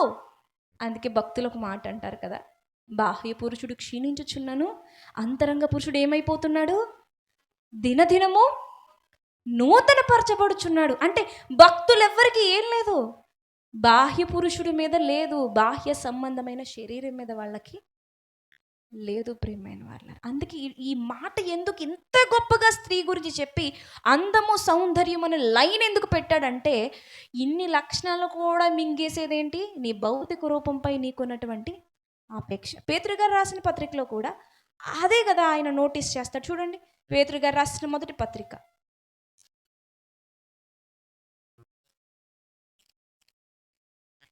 పేతురు గారు రాసినటువంటి మొదటి పత్రిక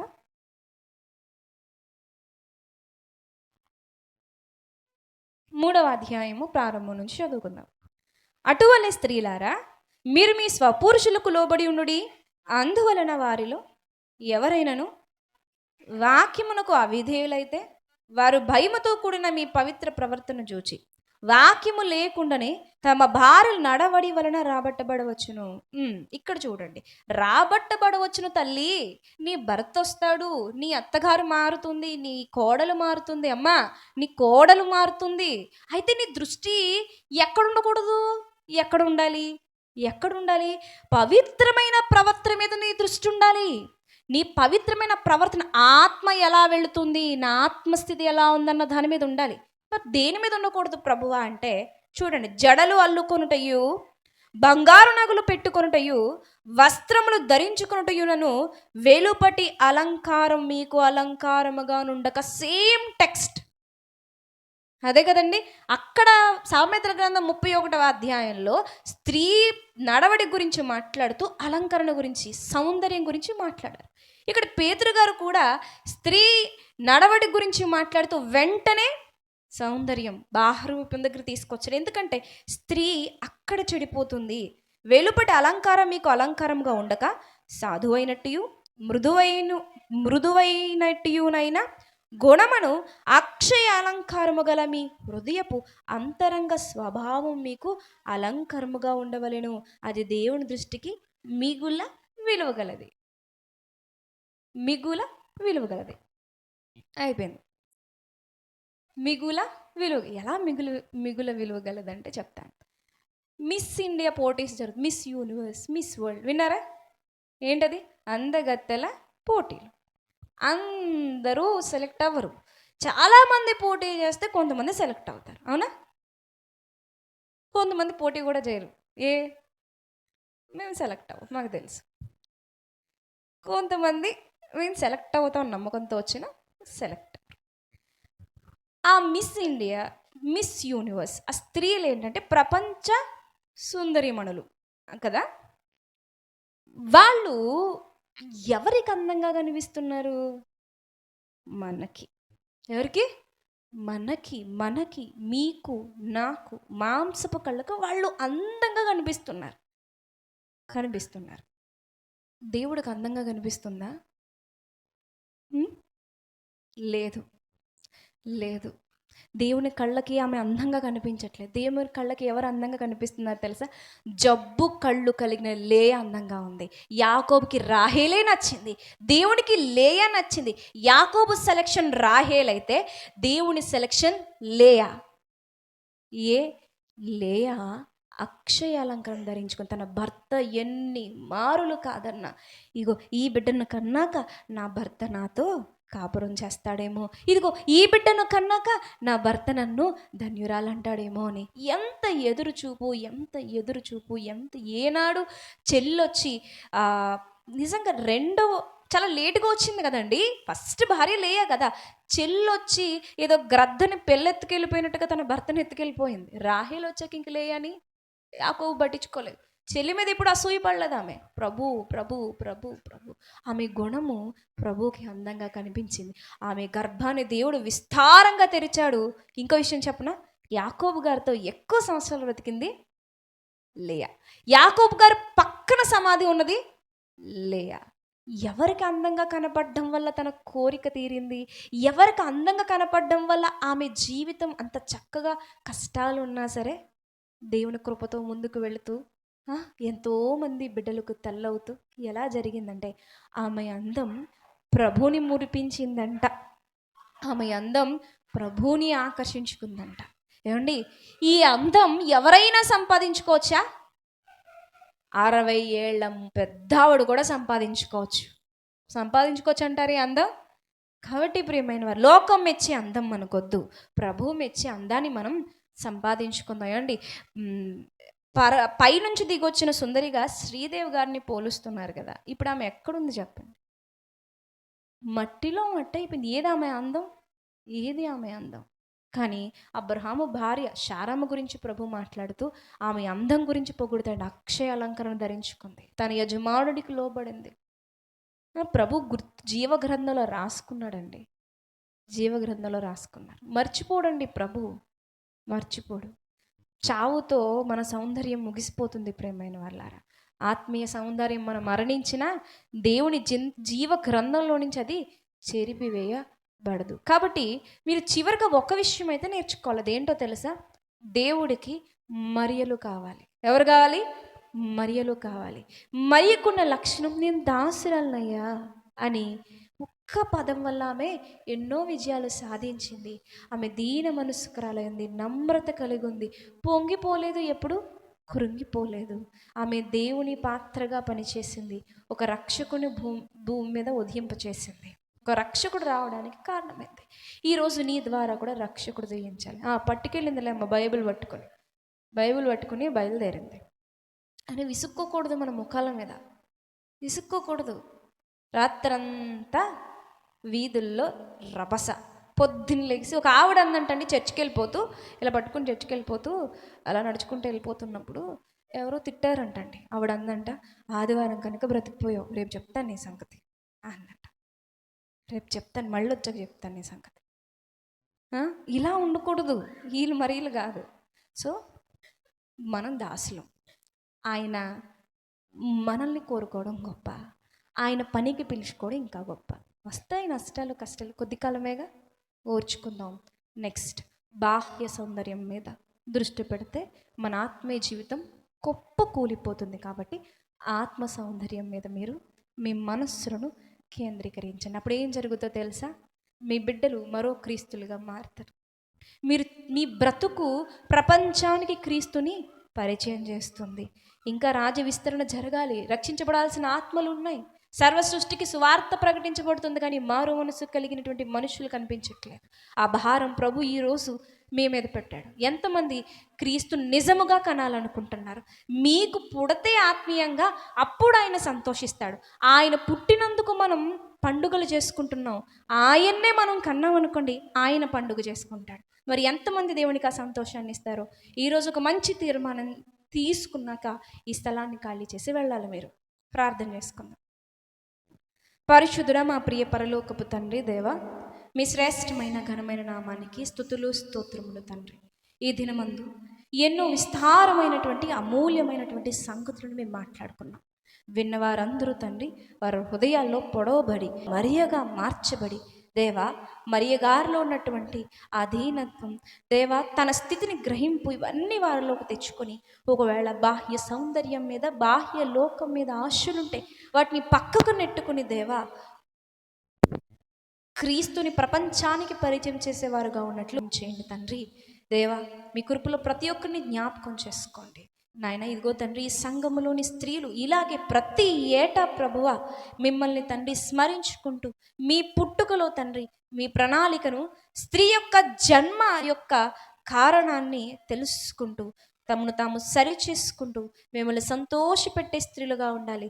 మంచి కుటుంబాలను కట్టుకోవాలి నాయన. సేవకులకు తండ్రి చేదోడుగా ఉండాలి దేవా. నాయన, క్రీస్తును ప్రపంచానికి చూపించేటువంటి సాధనాలుగా వాడబడాలి తండ్రి. ఈ వాక్యం ప్రతి ఒక్కరిలో ఉదయింప చేయండి, ప్రకాశింప చేయండి, వారినే నక్షత్రాలుగా మార్చుకోమని ప్రాధేయపడుతూ దేవా, ఘనత మహిమ ప్రభావాలు మీకు మాత్రమే చెల్లాలని మా తండ్రి ఈ ప్రార్థనను మా రక్షకుడైన యేసుక్రీస్తు ప్రభు వారి పరిశుద్ధ నామమున అడిగి వేడుకుంటున్నాము కన్న తండ్రి, ఆమేన్. క్షమించండి, కాస్తంత నాకు ఇచ్చిన సమయం కంటే